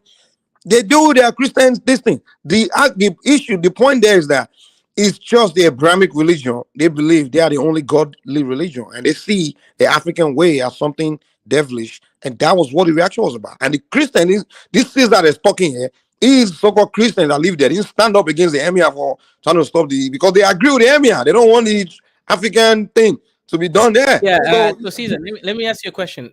Is he saying the truth when it comes to let's say Igbo versus Yoruba? Are Yoruba more into the African spirituality, and have Igbo been more Christianized? What's your thoughts on that, on average? Honestly, Igbos practice it quietly. That's the only thing. They don't talk about it. The reason why Yorubas are so loud about it, I think it's brilliant because of what's going on in the South America and Caribbean, which is beautiful, right? You have all these people practicing, and I think that ignited a fire in Yoruba land, which I love, by the way. But Igbos, I mean, even though they practice Christianity, I'm telling you, it's always been a large mixture, believing in reincarnation, sacrifices, certain prayers. Even you go to church and you still do the other stuff. So that's why I don't really know. I can't answer that question. Every Igbo person, you might be a Christian, but they're practicing the other thing on the side, and they don't even know what to call it. They just call it tradition. There you go. Someone's going to call you cap on this, Caesar. Someone's going to call me a capitalist? No, not capitalist, cap, as in saying, that it's well known that it's the Yoruba tradition that's still surviving. The Igbo one is very... No. I would say people practice it. It's just they don't talk about it. It's very quiet. That's what I would say. But I've seen it before. I was confused growing up. I thought I was a Christian, but I'm doing things that the white people aren't doing. Then I realized this is just my own culture. So it's just people don't talk, but they don't have words for it. Okay, there you go. Okay. Let's let the new guy go ahead. DG, what do you think? The conversation so far. Yeah, hello. Can you hear me, Dr. K? Go ahead. You got 2 minutes. Yeah, I want to thank Mike. Mike, I don't know if you remember, but just like 2 days ago, you were directing me to Yoruba religion. And I've been researching it and I've been Googling it, and I found it very, very, very fascinating. Caesar, are you listening? Caesar, are you listening? What's the problem? Does this counteract anything I said? What's your point, bro? In terms of religious freedom, but just keep listening. This has nothing to do with Ilorin, bro. What are you talking about? Or Nigeria, bro? If your IQ is so high, bro, if your IQ is so high, and you actually in this debate, you will listen to what he got to say. I don't take you seriously, man. You're fake. I don't want to hear you. Caesar, why are you saying I'm Somali like an insult? No. When I said you're Somali, I mean like you're not Nigerian. You're introducing to Yoruba religion. You're not Nigerian. I don't see how there's a connection to what we're talking about.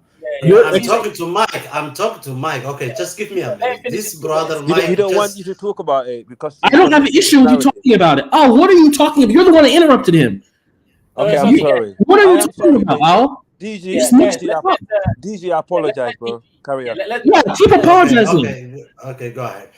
Mike, thank you very much. I've been researching and Googling Yoruba religion. I found it very interesting, very nice, and thank you. Well, that was very nice because I was ignorant from the African spiritual before, and you directed me to Yoruba religion, and I found it very, very, very interesting. That's what I want to say, Caesar. Caesar, you are American. Stop it, man. This is an African issue. You have nothing to do with it. When's the last time you guys have been to Africa? Let's fact check, because I probably spent more time in Africa this year than you guys. When was the last time you've been in Africa? I've been in Africa this year, just a couple months ago. What about you, buddy? Yeah, I was like, there you go. Yeah, yes. But still, I'm an African. Yeah, you can just see my accent. I'm still an African. And since you went to Africa as a passport bro, man. Come on. No, I'm not a passport bro. What the hell? Going to my ancestral land makes me a passport bro? Okay. I don't know your way around Igbo land. No, I spent time in Igbo land and Yoruba land. See, despite what you guys think, I have Yoruba people in my family. I don't hate other tribes. Get out of here. And I actually wasn't Ilorin, by the way. Wink, wink. Okay, guys, go ahead. I'm listening. Yeah, so Duale, okay, this is an interesting situation about the Igbo situation, right? Because now, okay, look, Mike, I know you don't hate the Northerners, right? And Ayo, where are you? Let me see your name, right? Oh yeah, you're not from the north. Ayo, which tribe are you from? I'm Yoruba. Yeah, just put it there. Although I'm mixed, I have fulani in my family as well, but I have Igbos as well. So. Oh, interesting, cool. Okay. So Caesar is actually half Yoruba. I believe his mother is a Yoruba, right? And my girlfriend's Yoruba, by the way. Wink, wink. Okay, so your concubine is Yoruba as well. Don't call her concubine. So, okay, interesting. So even Nigeria is so mixed these days, right? Why is there still tribalism, right? How come, okay, first of all, do you guys as Nigerians, do you agree with the way Nigerian government rules things by having each region select a president every term? Do you like the rotation, or do you think actually you guys need to integrate more? Go ahead, Caesar first. Wait, you're saying what we do? Okay, here's what I want. I don't really like that. What I want for Nigeria, right? Right now, the federal government controls everything. That's something that happens all across Africa. Like what I want, especially so people can stop crying about being targeted, right? Is if you want to build a port, you can build a port. Every region, or maybe every state, you can build an airport, you can build a port, you can build railroads, electricity, anything you want to do, you can do. You don't need permission from the government to do it. So in the UK, you have Nigerians that own airports. But a Nigerian citizen cannot own an airport in Nigeria. Why is that? Says who? No, it's the law. Which law? Tell me which law. It's on the you know how Nigeria has a list of like things that are banned? What is it called? There's like a list of railways used to be on that list, right? Electricity used to be on that list. Airports are another thing that's on that list. Airports are federally regulated by the federal government. So every airport in Nigeria, airports are regulated by federal, but they don't say you can't build your own airports. No one says that. Come on, stop making things up, man. And no one says you can't build your own ports. So if I find now I have to waste my time debating this. I'll put you lie too much. That's your problem. Man. I'm done. I hate debating nonsense. Anyway, you're lying, so you want to cap. When someone exposes you, start trying to. Oh, I hate debating nonsense. You want to run away. You lie too much, man. Come on. Okay, let me find. Didn't Lagos State just build their own ports, state ports? So what's stopping any other state from building ports? Okay. And if you want to see and tell me that they don't have ports in all the other states in that south side, you be lying. You be sitting here lying because there's no states that borders the ocean doesn't have a seaport. They all do. And that's not a propaganda you guys do online, saying they only build seaports in Lagos, and that's a lie.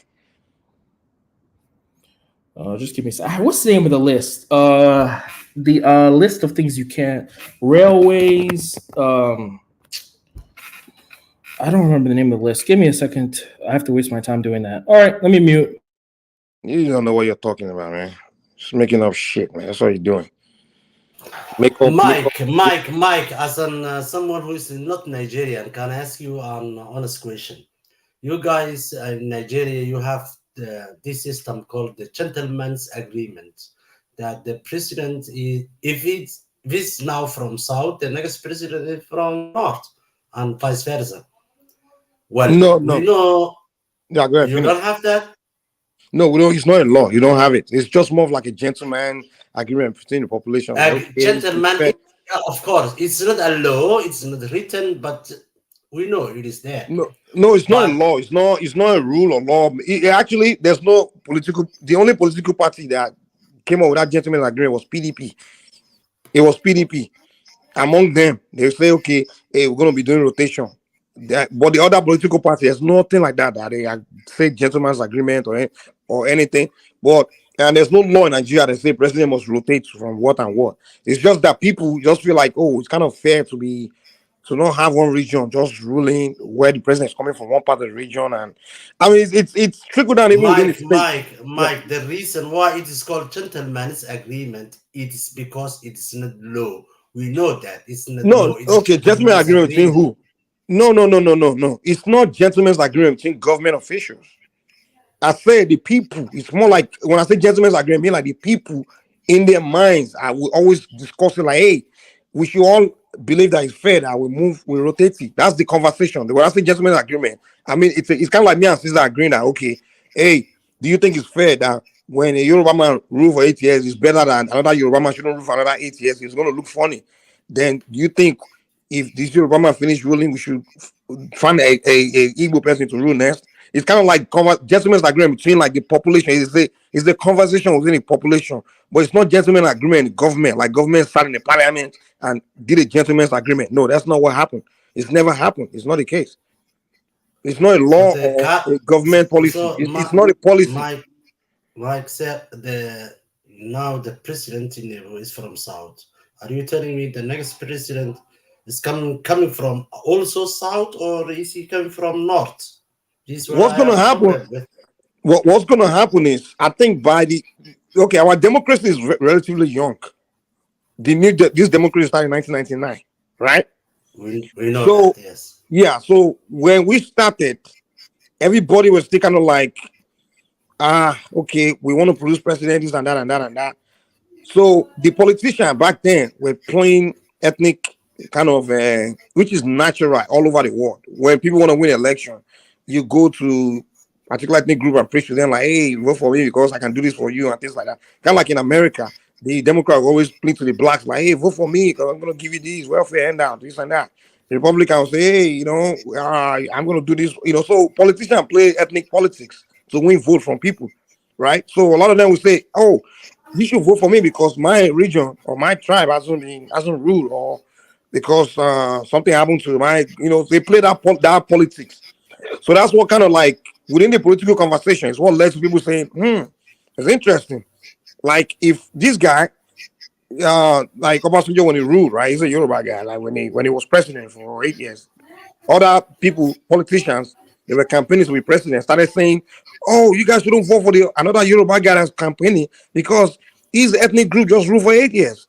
So they play that card. Of course, intelligent people like you and I don't fall for that, but masses will fall for it. Masses of uneducated people will fall for that. Like, oh wow, that's true. Why should the president consistently come from these parts? So that's why the population, people kind of look at it like it won't make sense to say this guy is just someone from my this region just ruled for 8 years and then we should allow it to rotate, So it's kind of like just the conversation, and everyone kind of feel like it's a fair way not to let people complain that, oh, one side is being cheated or something.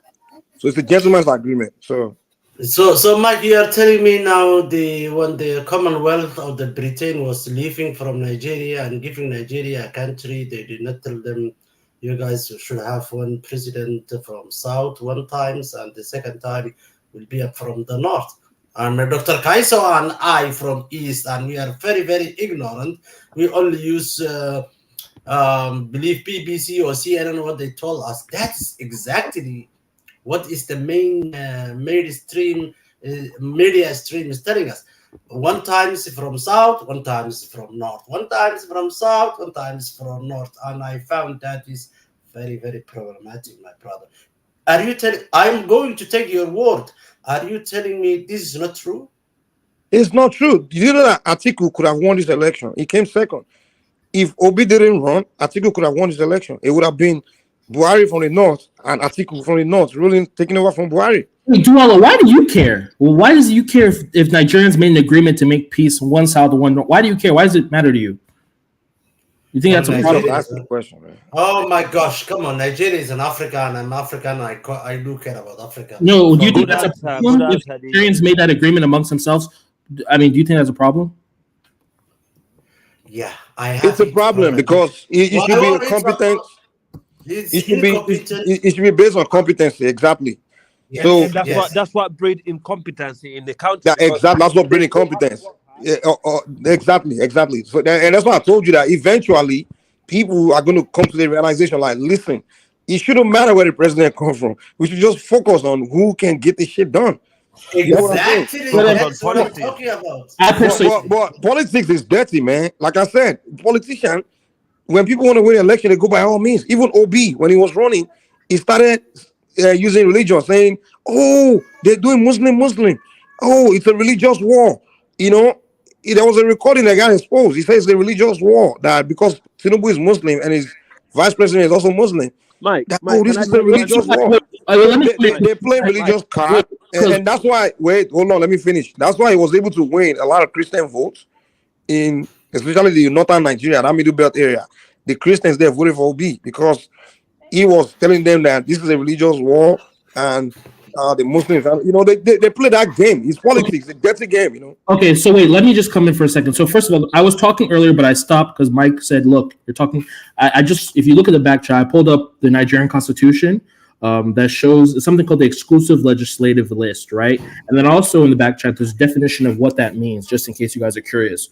So basically, there's a long list of items that is only something that the federal government is allowed to deal with, right? So in this list, according to the Nigerian Constitution, aviation, which includes airports, safety of aircraft, blah, blah, blah, blah, banks, is a very long list of things, citizenship, insurance, military, nuclear energy. So I was not lying. The federal government does need to give permission for anyone to have an airport, because airports, according to the Nigerian Constitution, are something the federal government deals with. So I wasn't lying. I just want to be very clear. When I talk, every country in the world, government regulates everything. What are you talking about? Your argument was that they banned you from owning something. Wait, so you didn't say you have to apply to get something, or you have to get a license for something. That's not your argument. So first you said I was lying, then I pulled up the fact. Now you're changing and saying, look. No, I'm not changing. What you said. You're saying every government does that. So you said the law said you cannot own this, you cannot own that. But now what you're saying is that the law said you need license to own it. It's two different arguments. It's two different points. Build an airport. You can't have an airport without the permission of the government. Yes, you can exactly. In the government of Nigeria, you cannot have an airport in Nigeria without permission from the federal government. That's what I was saying. So you switch it. I mean, I don't get it. You didn't say no. You first said that's a global standard. It doesn't matter if it's a global standard. That's what I said, and you said I was wrong, and I proved that's not what you said. You said you guys are something. You said you're not allowed to own. Yes. Only the federal government is allowed to own it. Yes, the federal government can. Yes. All the airports in Nigeria are owned by the federal government. Yes, they're owned and operated by the federal government. Yes. Everything that has to do with aviation is. Hold on. They regulate it. Of course, aviation regulation has to be federal. Even in the United States, this is federal government regulating. It doesn't matter. Even if you build a private airport. Listen, even there are a lot of private airports in America, like every community go. But instead, the federal government, they got to regulate. They got to put regulation. Yeah, otherwise the country be banana republic. Exactly. Anyway. But what senseless people do is they will use that propaganda. I can't own this in Igbo land because the government said this. They will twist it. Wait, Like, so you guys think we're so dumb, man. no. Here was my point. My point was that in the UK, Nigerians can own airports, but you can't in Nigeria. That was my point. So I don't know That's why. what you said. You said you can't own airport. Exactly. So that's what I'm saying. You didn't say you. What you said was you can't. Nigeria can own airport in UK, but they can't own airport in Nigeria. But Yes. now you're wait. But now you're changing it. You're saying you have to get permission from the government. Yes, But that's not what you said initially. And it's sorry, maybe I wasn't clear. The Nigerians they own the airport in UK. The Nigerian man. Mike, on that So note, let me- The Yoruba man. The Nigerian guy that own the airport in UK. The Yoruba man that own the airport. Didn't he get permission from the UK government? Did he just build an airport? Own an airport in Nigeria. No citizen can own an airport in Nigeria. That's a fact. You can't. It has to be owned by the federal government. So, whatever. I want that in Nigeria. I want states to own airports. I want states to have ports. I can't argue with that because that might be a fact in that. So exactly. I want states to have the freedom to do things. That way, no one can blame. Wait. You saying states don't have right to own airports? So who own the local airports in Lagos? Not the international airport. No, we have 2 airports in Lagos. By the federal government. The local airport in Lagos is owned by the states. Anyway, so my main point is this, because I'm going to pull up. Wait. The international airport built in Anambra, in your Igbo land, the one that was just built. Who built it? I'm not going to. Who owns it? Because even if I pause it's Anambra State that owns it. So let me make this very clear. What I want from Nigeria is I want every single state to be able to be in control of railways, roads, electricity. I don't want them to keep blaming the federal government for things. I want them to have the full responsibility. And then the federal government should be in charge of military. That's what I want for Nigeria. I want every state to have their own state police, because in Nigeria, there's no such thing as state police, right? It's the army. There should have state police in every state to deal with insecurity. So I want a decentralized solution. That way people stop blaming the federal government for everything, and they can actually blame their state government or their local government. This is what I want. Problem solved. Yep.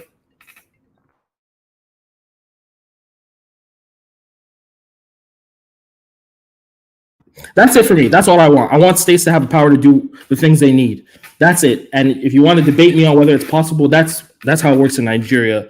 There you go. I don't think anyone here would disagree with me on that, because that's how the West works in most Western countries, at least. So yeah. But in Nigeria, the states governors are the one in charge of developing the states, right? And the development of the states, right? I want states that railroads. If you want to build a railway, but the thing is, government, blah blah blah blah blah. Okay, you should be able to build it on your own. Stop blaming the federal government. Wait. Are you saying in Nigeria today, in the Nigerian law today, a state is prohibited from building its own railroad within the states? No, they just changed it like a month ago. Yeah, a month ago. Or so are you saying the rail line in Lagos was just built a month ago? No. You don't. So, Mike, you don't understand what's going on here. In Nigeria, you need permission for the federal government to build a railroad, right? I'm saying I want states to have the ability to build it without needing permission. So the one that was built in Lagos, the government had to approve, basically walk your hand like a mom walks her child. I want states to be able. So right now in Nigeria, a federal government can say, look, the reason why I didn't build a railroad is because the government won't let me. Wrong. I want you to have full responsibility for doing it. That's what I'm saying. That's it.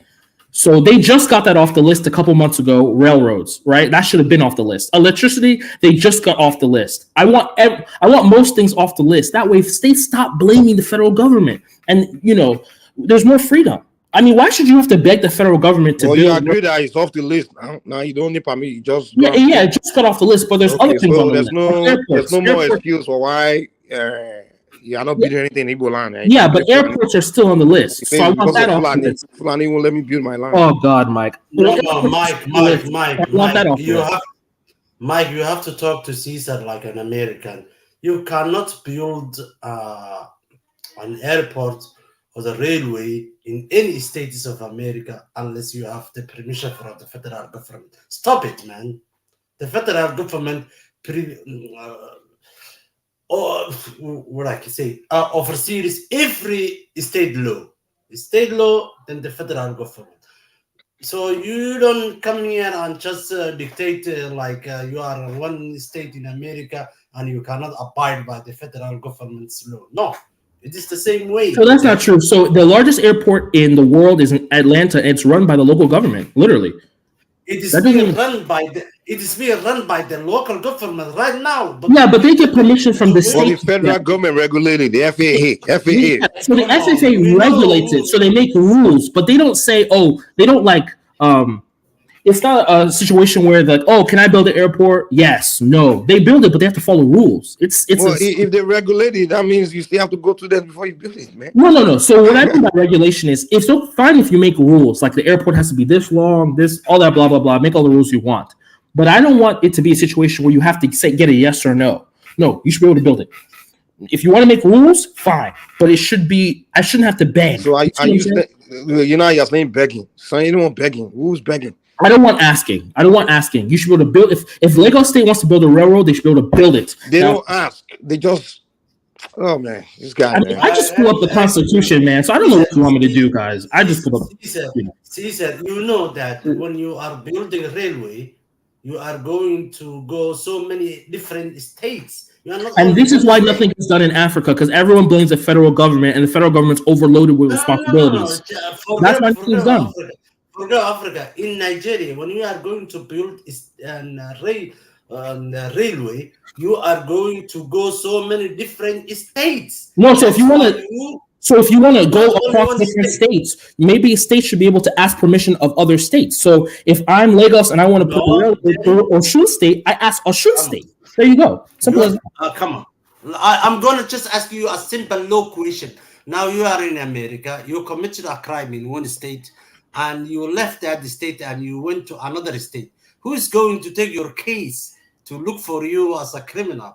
Do you think that the FBI is going to come after you because you crossed the state line?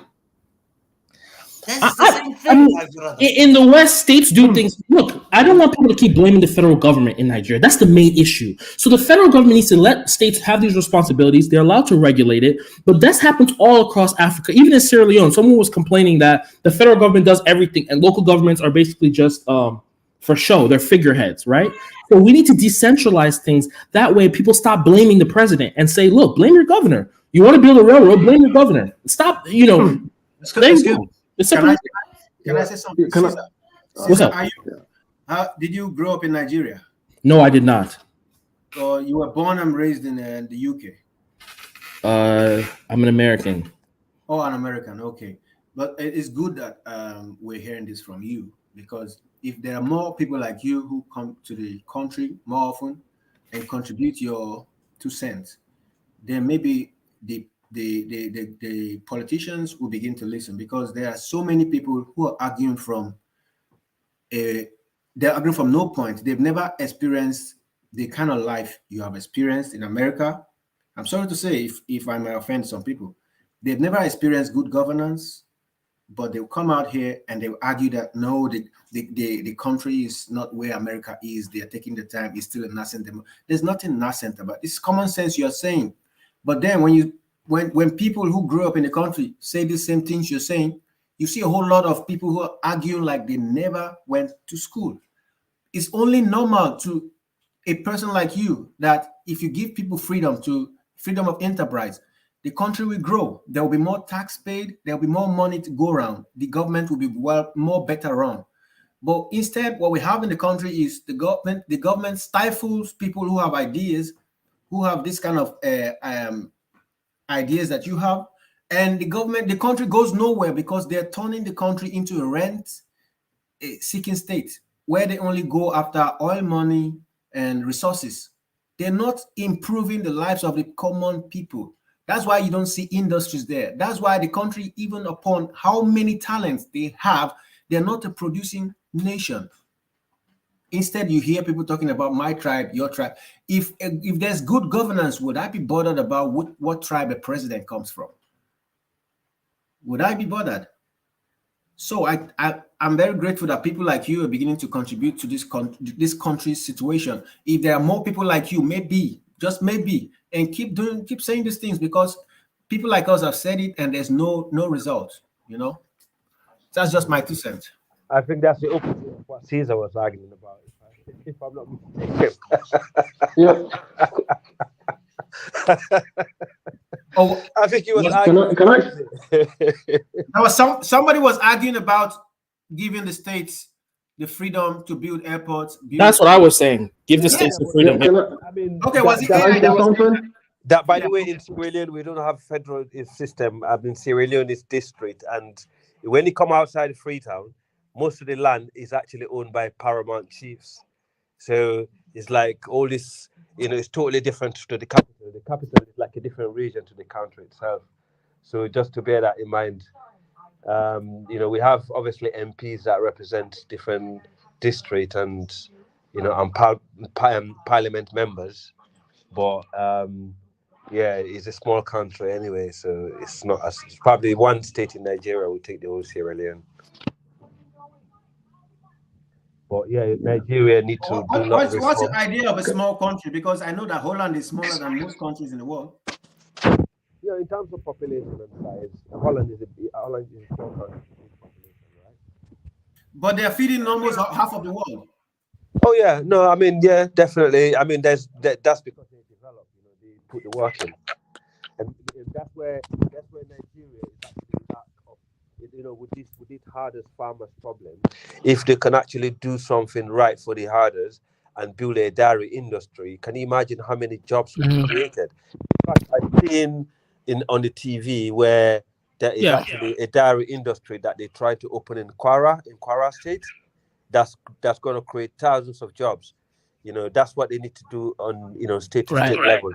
And where I agree with Caesar is, like one state to another state, they need to connect. Government need to do things to make it easier for governors to actually work with the state next door if they want to do like development in terms of train, because you shouldn't be restricted in your own country to actually cross the line to develop to help your own people out. And also power should be handed back to the regions, so they can actually manage their own affairs, because that's how a lot of the developed countries work, and that will solve a lot of the problem, I think. Also. Actually, the powers are given to the governors of each state in Nigeria. Actually, an allocation, they get like free allocation every month. So the development of states in Nigeria, each state region, it's in the hands of the governors and the president. The president, in fact, really has no much say on how a state will be developed. It's on the state governors. That's how Nigeria. That's why some governors are performing, some are not. But people, we sit around and just blame. There's a guy called Dave Umahi, which he's exactly David Umahi. Is it David Umahi?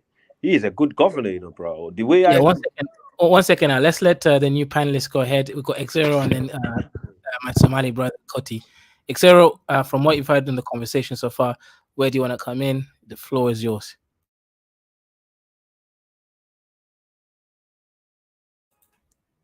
Xero, are you there? I'm here. What did you say? Yeah, the mic is yours. Based on what you've heard so far in the conversation, where do you want to come in? You can start from anywhere. I was listening to you guys. I was listening to the program before I went to train, and then I started listening to you when I finished training, and I was hearing about the resource control issue. And then Michael was saying that people are free to, I think private individuals are free to own airports. I don't think it has ever happened in the country. All we see are states building airports that are not viable, and I don't know why these governors are not investigated. To me, I just think that with Nigeria, the politicians are not ready to do anything. They're not. There's no political will. The people are being used by their ethnicities. They're being used against each other too much. They are not focusing on the majors, which are what can we do in the immediate to reduce the sufferings. There are major things that should have been done with the kind of monies that we have, like railways, like electricity, like encouraging production. There are car manufacturers. Some of them will want to argue with me. There's no steel in the country, and we have steel as a resource, but there's no steel in the country because the company that was supposed to be producing steel is been mismanaged, and it's the whole issue is so corrupt that you can't even know the beginning and the end of that story. So car manufacturers are forced to import steel to manufacture cars, yet there's no government support. Nigeria is the only country that imports BMWs, imports cars from other makers when they have indigenous car makers. Even the states don't even want to patronize these car makers. the whole, I don't know. I just, maybe you guys who have lived all your life in Europe and America should be coming in more, talking sense and bringing your 2 cents back home. Maybe they're going to listen to you, because there's so many things that happen in that country that you will feel like crying. Honestly, we're like a country that is running fast under the ground. We are going under with rocket speed. We are being mismanaged downwards with rocket speed. The continent is about to open its borders, where citizens can enter each country without permits, without unnecessary visas. That means countries that are better positioned with their producers are going to enter other countries and produce. Tell me where that's going to leave Nigeria and Nigerian manufacturers. It's going to leave them at the bottom rung. One, the government has not encouraged them with electricity, is not encouraging them with raw materials. That means we're going to be a buying nation. Small countries like Togo and South Africa will come in with their gigantic production capacity and overrun the country. They have gigantic production in Togo. Is that what you're telling me? No, but what I'm saying is, I'm just giving an instance. If Togo has a better policy and has encouraged its producers, if that kind of producer uses that kind of experience and comes into Nigeria, he's going to be a multi-billionaire. Why? My friend, Nigeria is still the biggest producer in West Africa, though. Bro. How some Nigerians think. Some of them literally think Nigeria is a worst country. All the other African countries are just producing. No, I'm not saying they're advancing. You know, you cannot compare Nigeria and South Africa. You know that. But compare Nigeria and South Africa population-wise. That's what I'm saying. What is it? If this open border policy comes to fruition, South Africa, if they want to enter the Nigerian market, Nigeria. But he's making some point, though. He's making some good point. What am I saying? But we know open borders is a benefit for Nigeria, not the other way around, my brother. No, Nigeria. How many Nigerian produce even the cement we talk about? Do you know that we have a monopoly? Yeah, true. So you are contradicting yourself then. No, I'm not contradicting myself. I'm saying if the market is open, if Nigeria itself positions itself, we have more cement producers. Nigeria should be feeding Africa with cement. Yeah, no, Nigeria should be feeding Africa, to be honest. If the government, Mike, how he's right in some point though. The government. That's not what that's the point he was making earlier. He was talking about. If we open up the other countries that they are productive. I think what he was saying is, if the Nigerian government do not sort out the electricity issue, like providing power for the industrialized, the people that want to industrialize, they stay behind. The other countries manage to catch up in terms of providing power for their nation. That means they'll be producing stuff for Nigeria So therefore, the Nigerian government need to fast track the electricity supply and give the guys the power boost. Let me ask you, how's the electricity in Sierra Leone? How's it like? It's not good. Since the Sierra Leone electric has not been good. Guinea next door is a better country for electricity than Sierra Leone. But it's actually improving though. It's improving. So the way Nigeria is basically they have society or communities by class. Like if you come to Nigeria, right, you have places like Banana Island, you have places in Abuja like the Maitama, in different states you have like places where it's for the rich, right? Where it's kind of like standard of America, first world, but you have to be like have money. So in those kind of places, you can have 24-hour electricity. But for the most part, where the masses or the poor lives, they can't give 24-hour electricity, which I've questioned that for years and years and years and years. And what I discovered was the affordability is the main problem. Like, for example, when I debate that with some person that's kind of like in the political field, I say, why can't they get? It's okay in America. How much you pay for electricity a month? I say, well, for someone in one bedroom, you probably pay like maybe something from $70 to $100 or something like that a month. Now, They say, but for like a house, how much? I say like 200 to maybe 500. You say, but okay, you want American living standard, but how many of these poor Nigerians can pay that kind of money a month for 24-hour electricity that they want in the West? So I was like, oh wow, it makes sense. But he said, boy, if you go to where the Dangotes and all the rich Nigerians live, they can afford it. That's why they're getting their 24-hour electricity. So it's really not really like they can't bring it, but the cost of production, the cost money to produce the electricity for the masses, and the power company have to retrieve their money, the investment. So how many, if that's okay, we want to give everybody 24-hour electricity like in America, but the bill is going to be $100 a month each for each Nigerian. How many poor Nigerians can afford to pay $100 a month for electricity? So we don't look at it from that angle. We just say, oh, give us this, give us. No, it's Mike, not charity. Mike, There's no way in America they don't give free electricity. You pay for it. But Mike, you're forgetting something. It's not just the masses that are complaining. The business people are also complaining.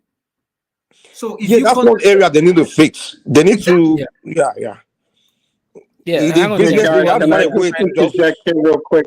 Guys, and then I'll be gone. Yeah, we got a new panelist. Yeah, go ahead, Night Music. Hey, salute to the panel. You know what I'm saying? I just wanted to say, is John and Zola unblocking Darth? That was the last stream. So I unmodded him Alright. as punishment, and someone paid to get him modded back. But yeah, he's not being unblocked. Don't worry. Darth is blocked for 6 All right, weeks. cool. Yeah, we gotta. Okay, perfect. That's all I wanted to make sure. How much is Ja and Zola's wrench? I gotta go take his wrench. Okay, nah. Let's see. All right, don't mess with me, Ja. You should have FBA side to get on the right team. Darth would also call you a bastard if you get on his wrong side. Nah, that is unruly, badly behaved. But shout out Night Music. Shout out for you coming through. All right, peace. I'm out. Okay, so That's all. That's all. Nagmizi. Oh, Nagmizi.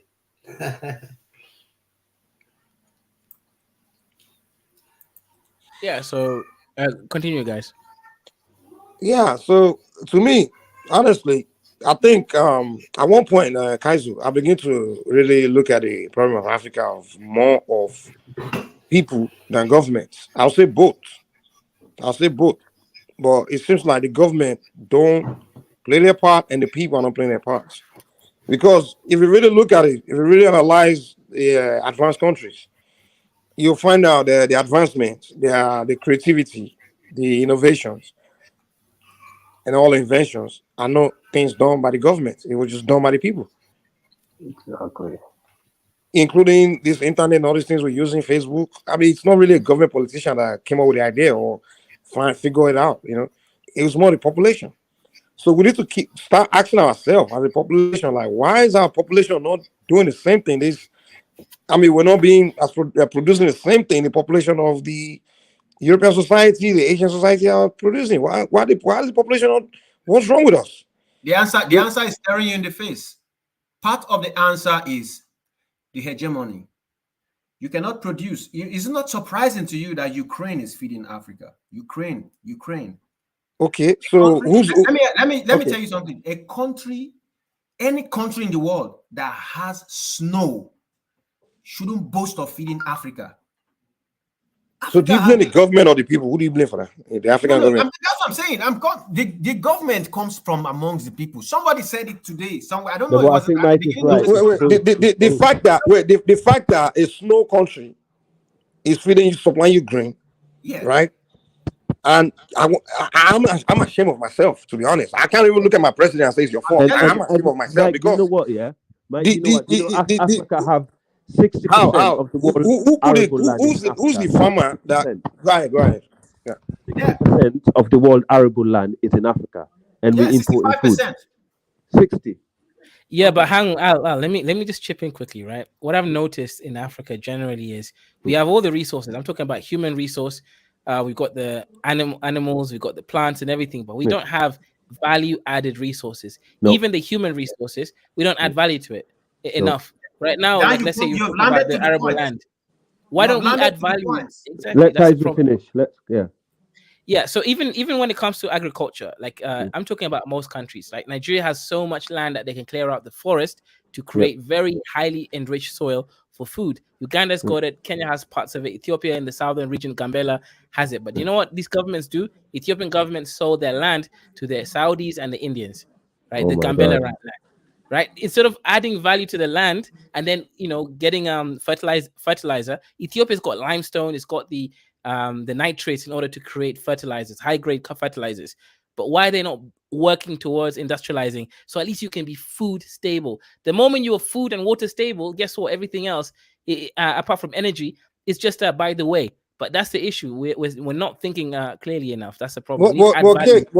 Kaizo, okay, you make at least with Ethiopia, I can excuse that. The government sold the land to the Saudis and everything, so we can say, okay, well, I can't blame the people for not using the land because the government already sold it.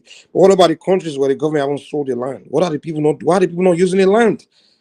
These Saudis you talk about is probably some Saudi company that came there. Why can't an individual Africans or group of Africans come together and form a Saudi company that would do these things and do it? Is the government that will start companies to be doing this? Most jobs are done by companies. In all these advanced countries, it's companies that are actually bidding for these jobs and coming up with the ideas and then approach government that, hey, I want this land, I want to do this. But why aren't Africans starting companies and solving problems? Why are we not solving problems as people? Mike, let me Why do we sit around and complain about problems and point fingers at some politicians that's only going to be there for 4 years and move on with his life? Mike, let me Mike, and Dr. Kaiso, you must know that the Russia, United States, and all these 5 powers in the United Nations, they make food and water they use it as a nuclear weapon. Let me just ask you, do you know who's the most export and import nations of grain and rice? It's China. China produces the more grain and the more rice. And in the same time, they also export the most rice and the most grain from the Southeast Asia. Malaysia cannot sell their rice to you and to me.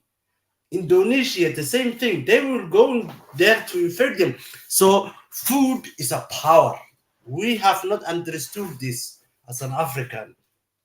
Food is a really power, and we are lacking it now to use it as a power. So that's why Ukraine is feeding us now grains and is feeding us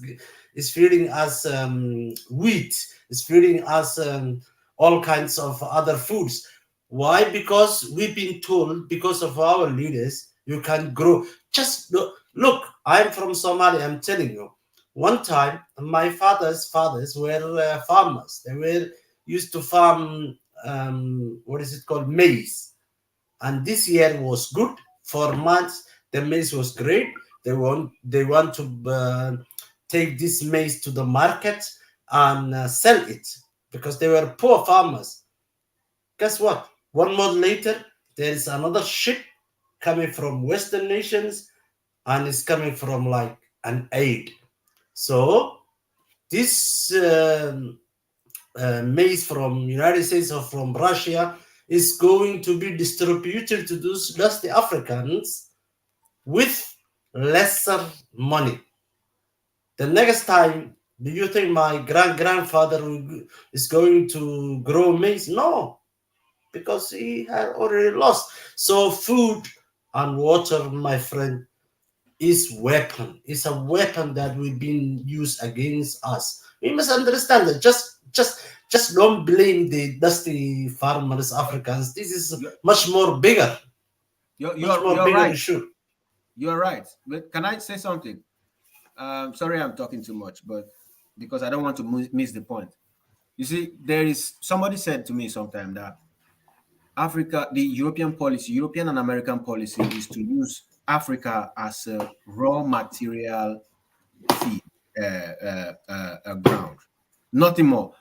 It's not their plan to help you industrialize. In other words, what you should do as Africa is to act like China, close your door, build your industries, and then open your doors for business. But they wouldn't allow you because it is their strategy of survival, Europe and America. They rather change your leadership. They did it when the guy from Burkina Faso. There's something going on in Africa now. These countries that are doing coup, they are the same countries that were doing nationalism in those days when the CIA and France were busy murdering all our presidents. It is the same belt. They've impoverished those people so much with their policies that they are just going to use this place as a raw material ground, and they're not going to allow you to industrialize. Anytime your leadership wants to say, "Oh, let's stop these guys, let's build our countries now," they will assassinate them or they will fund the opposition, and then that leader will go out, and then the new leader comes in and he gets what's it called? This money they give to these criminal leaders, not grant, but there's something they call it, and then they put those monies in their foreign accounts, and then they let these foreigners come in again and flood the market with their own business, while the local businesses die. And this is how they have strangled and stifled Africa, this hegemony. And as someone said it here before, we are too greedy. Our leadership, they are too greedy. They are too soft when it comes to money. They like their own money, selfishness. So they don't care about every other person. And that is how they've been rotating bad president to worst president. Look at Cameroon. Look at who they have there. The guy is almost gone. Look at the kind of leaders you have in most African countries. They're as old as my grandfather. Staying 40 years, 30 years. Who wants somebody to even lead him for more than 2-3 years? Nobody. So do you guys have to take this into consideration as you discuss this, because there's external as well as internal forces holding you down. Thank you. Can I quickly ask a question? I've heard this over and over again. Is it really true that the world, the West and the rest of the world, cannot survive without Africa? Is that because I've heard that over and over again? Do people really think the world cannot move on? No. That's a big lie. Because we keep blaming and blaming. We blame the government, we blame the West, we blame China, we blame Russia. It's like, oh, there's this power, this invisible force that really wants to keep us down because they cannot survive without us. And, That's because I'm throwing it out of the question. Yeah, the victim mindsets. We always blame. There's always this invisible force that we haven't seen. We cannot see with our eyes. Please, that's not what I'm saying. That's not what I'm saying. Okay. I'm not saying I'm not victimhood, because I'm abroad like you. We're all outside. We have seen all these things. We're all exposed. What I'm saying is, let's take for instance the Niger problem. Do you know that Niger has now given France the new price of what's it called, this raw material that they use? Uranium. Yes. Do you know they have given them the new price? That is the reason why they are from 80 cents to $200. Yes, you are cheap. You are cheap. That's why compared to other markets, you are cheap. They can get uranium elsewhere for that 200, but they will come to you because you are cheap. Exactly. Yeah, that's a good and that point. gives them an advantage. Once they Whose can get fault is it now? Yeah, brother, I'm not blaming you have a them point. because you have a leader that is selfish, that's selling you out. But remember also that you once had good leaders who wanted to do right. Go and ask why Murtala Muhammad was assassinated. He wanted to nationalize most of those things, and he was cut down. Look at all these French trans-African nations. Why some of their leaders? You have Lumumba, you have Sankara, you have a list of young African leaders who wanted to do right, and they were cut down.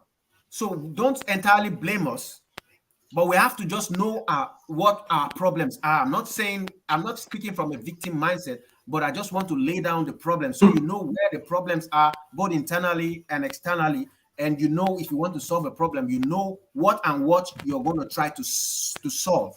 100%. Yeah, You see, I agree with you, brother. I agree with you. But what I'm saying is, I'm sorry, Mike. Just a quick one. What I'm saying is, I understand we have an external problem as well. Okay, but the major problem of Africa is the internal one. Okay, you gave Nigeria, you used Nigeria as an example. You said now the uranium is $200.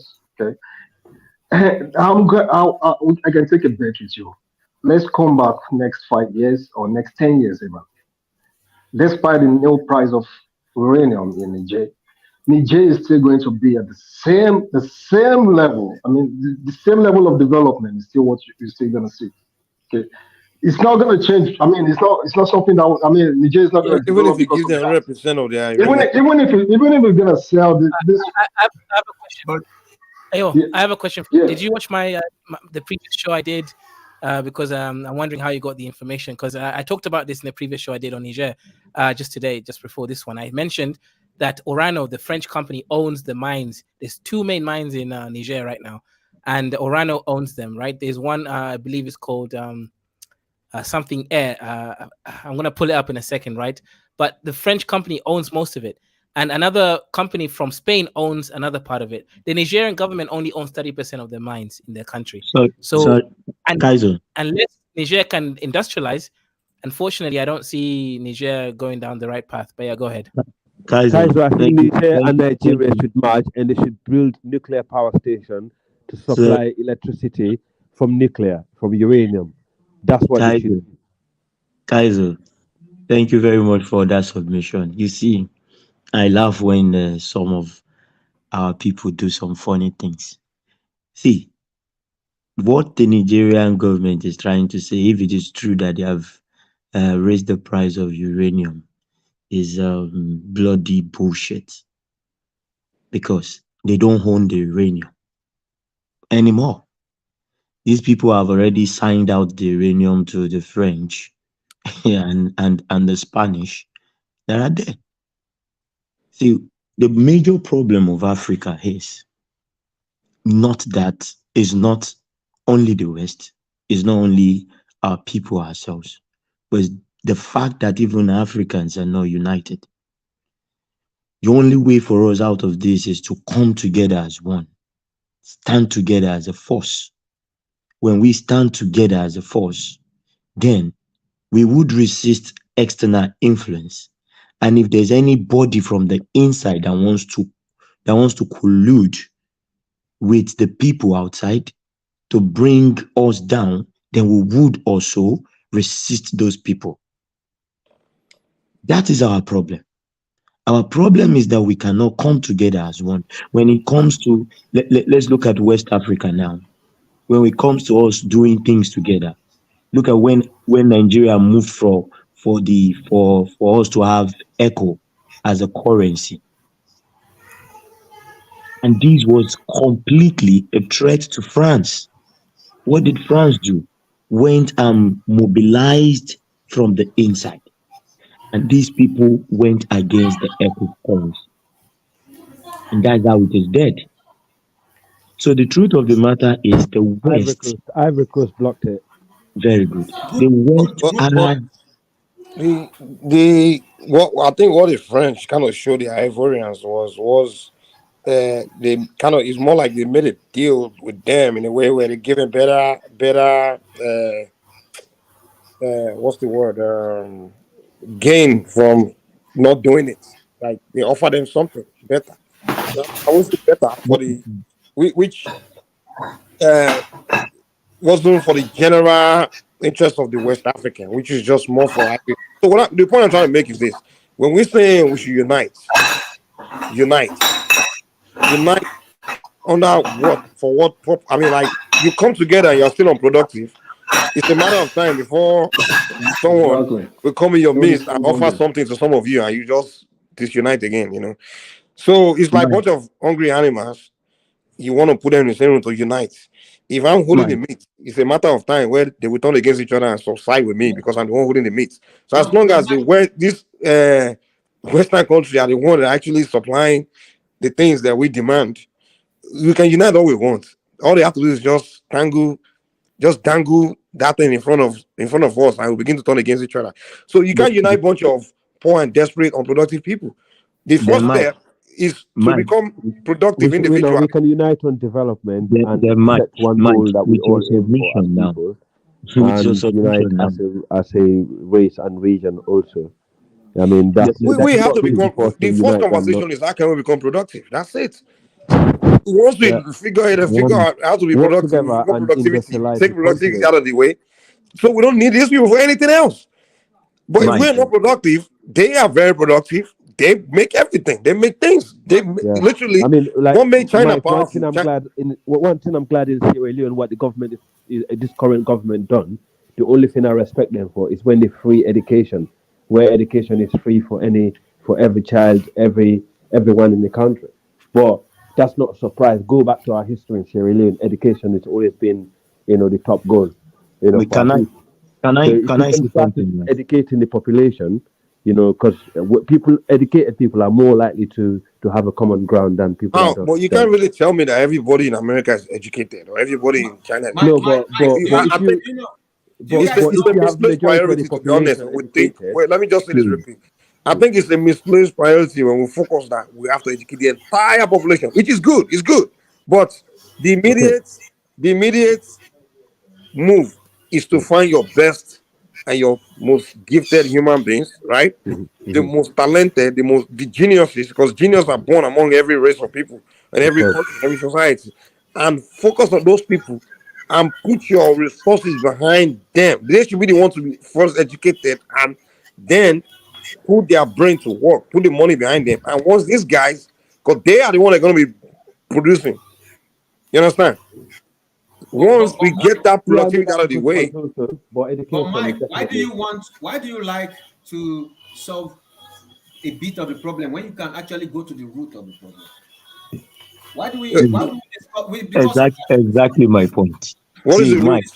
We discuss these things every time, but we like to take sequence. We like to say, well, we are this, we are that. But why don't you just go to the root of the problem? And what is the root? Mike. Well, you guys can continue. I'll just listen because the root of the problem is staring us in the face every day. We just don't want to. Which is what? On productivity. Lack of productivity. Mike. All right. Let me first go by this.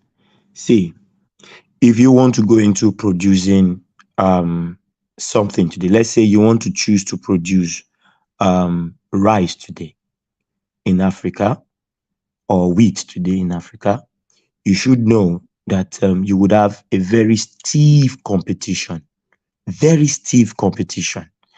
in the sense that is your price going to be competitive in terms of price? Look at technology, for instance. China has made everything cheap. So all it takes is for China to flood the market, and all your technological whatever, when it's not productive. Why is China not doing it to America and other countries? They are Mike, they already have most of the stuff that we consume in America and the UK. Chinese No. We are talking of countries that are on the same level. You are an underdog trying to come up. So what your argument is that if we begin to be productive, what I'm trying to China say will is kill your productivity by flooding you. Right? What I'm trying to say is what we should first do is go back inside, come together as one, resist external influence in our situation, and then you have control over your resources and protect you can't do that if you're poor. If you still depend on these people, you try to resist. You can't resist someone you depend on. Mike, remember. Currently, we depend on this. Listen, we depend on these outside people for a lot of things we consume. Your technological need, you depend on them. So what are you uniting to resist them from? Mike, I remember when the Buhari Osibanjo administration coming to an end. I remember when for the first time, most of the rice consumed in Nigeria is actually grown in Nigeria. They actually make sure they enforce the borders. People actually go to farm, because they was forced to go to farm. Even in this hostile insecurity situation, they will still manage to actually produce enough rice for the people to consume. So But some of this protectionist policy, just an example of that, can actually work in the long run, because Exactly. people will be forced to do the right thing, when I like say what when I Sankara say did in productive, Burkina. I'm not just talking about the agriculture. I'm talking about things Okay. we depend, like technology. Like literally, the reason why everybody worship China, America, all these advancements is because everybody depend on them for all these things we need, like technological things. We need to But figure, like, put science. We have to start science program, start Mike, research program. Yeah. Mike, that will make it. It will take us longer period. No, That's not why. necessarily, not Let, necessarily. let me We need explain to Well, go why. the Let me hard way explain to why. get to Well, our point. There is I not. think that's where we are having problem. We don't like to take long No, term. We no, don't think long term no, because 20 years ago, if they would have started, maybe by now we'll be there. But we no, say, so you want the shortcuts? Is that when you say you take us longer periods? They want shortcuts. no. See, the immediate. For What is the instance, immediate? let me give you an example. Let's look at a country like say Saudi Arabia. Okay, the first thing is Saudi Arabia they have control over. Let me not even go to Saudi Arabia. Let's take Libya under Gaddafi, for instance. They have control over their resources first. Libya was able to, they were debt free. Okay. Libya was able to at least give the citizens an easy life.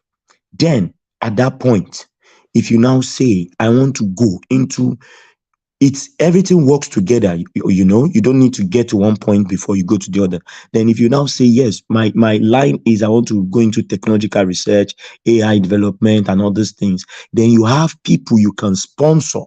These people don't need to think about what they will eat. They don't really need to think about my family.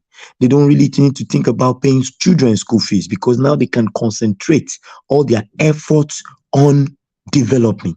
Well, you can't Now, say it's all Nigerians that are hungry now. There are so many Nigerians are wealthy, man. In fact, over 100 million of us are really not hungry. but what I'm trying to Like, say is the brain pool, the geniuses, they are not only born into the rich family. Okay? yeah, I know.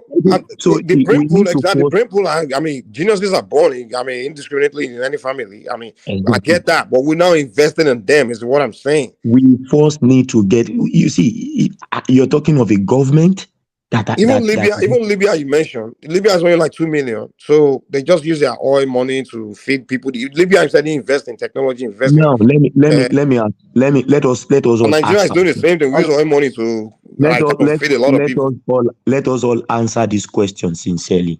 With the mineral resources in Africa that all these countries are selling out, without the influence of illegal mining, people sponsoring militias in their country, and also that the government are not totally sincere. Let's remove all this factor and ask ourselves the question: if these countries were to continue to do this in a perfect environment, can they survive as a country?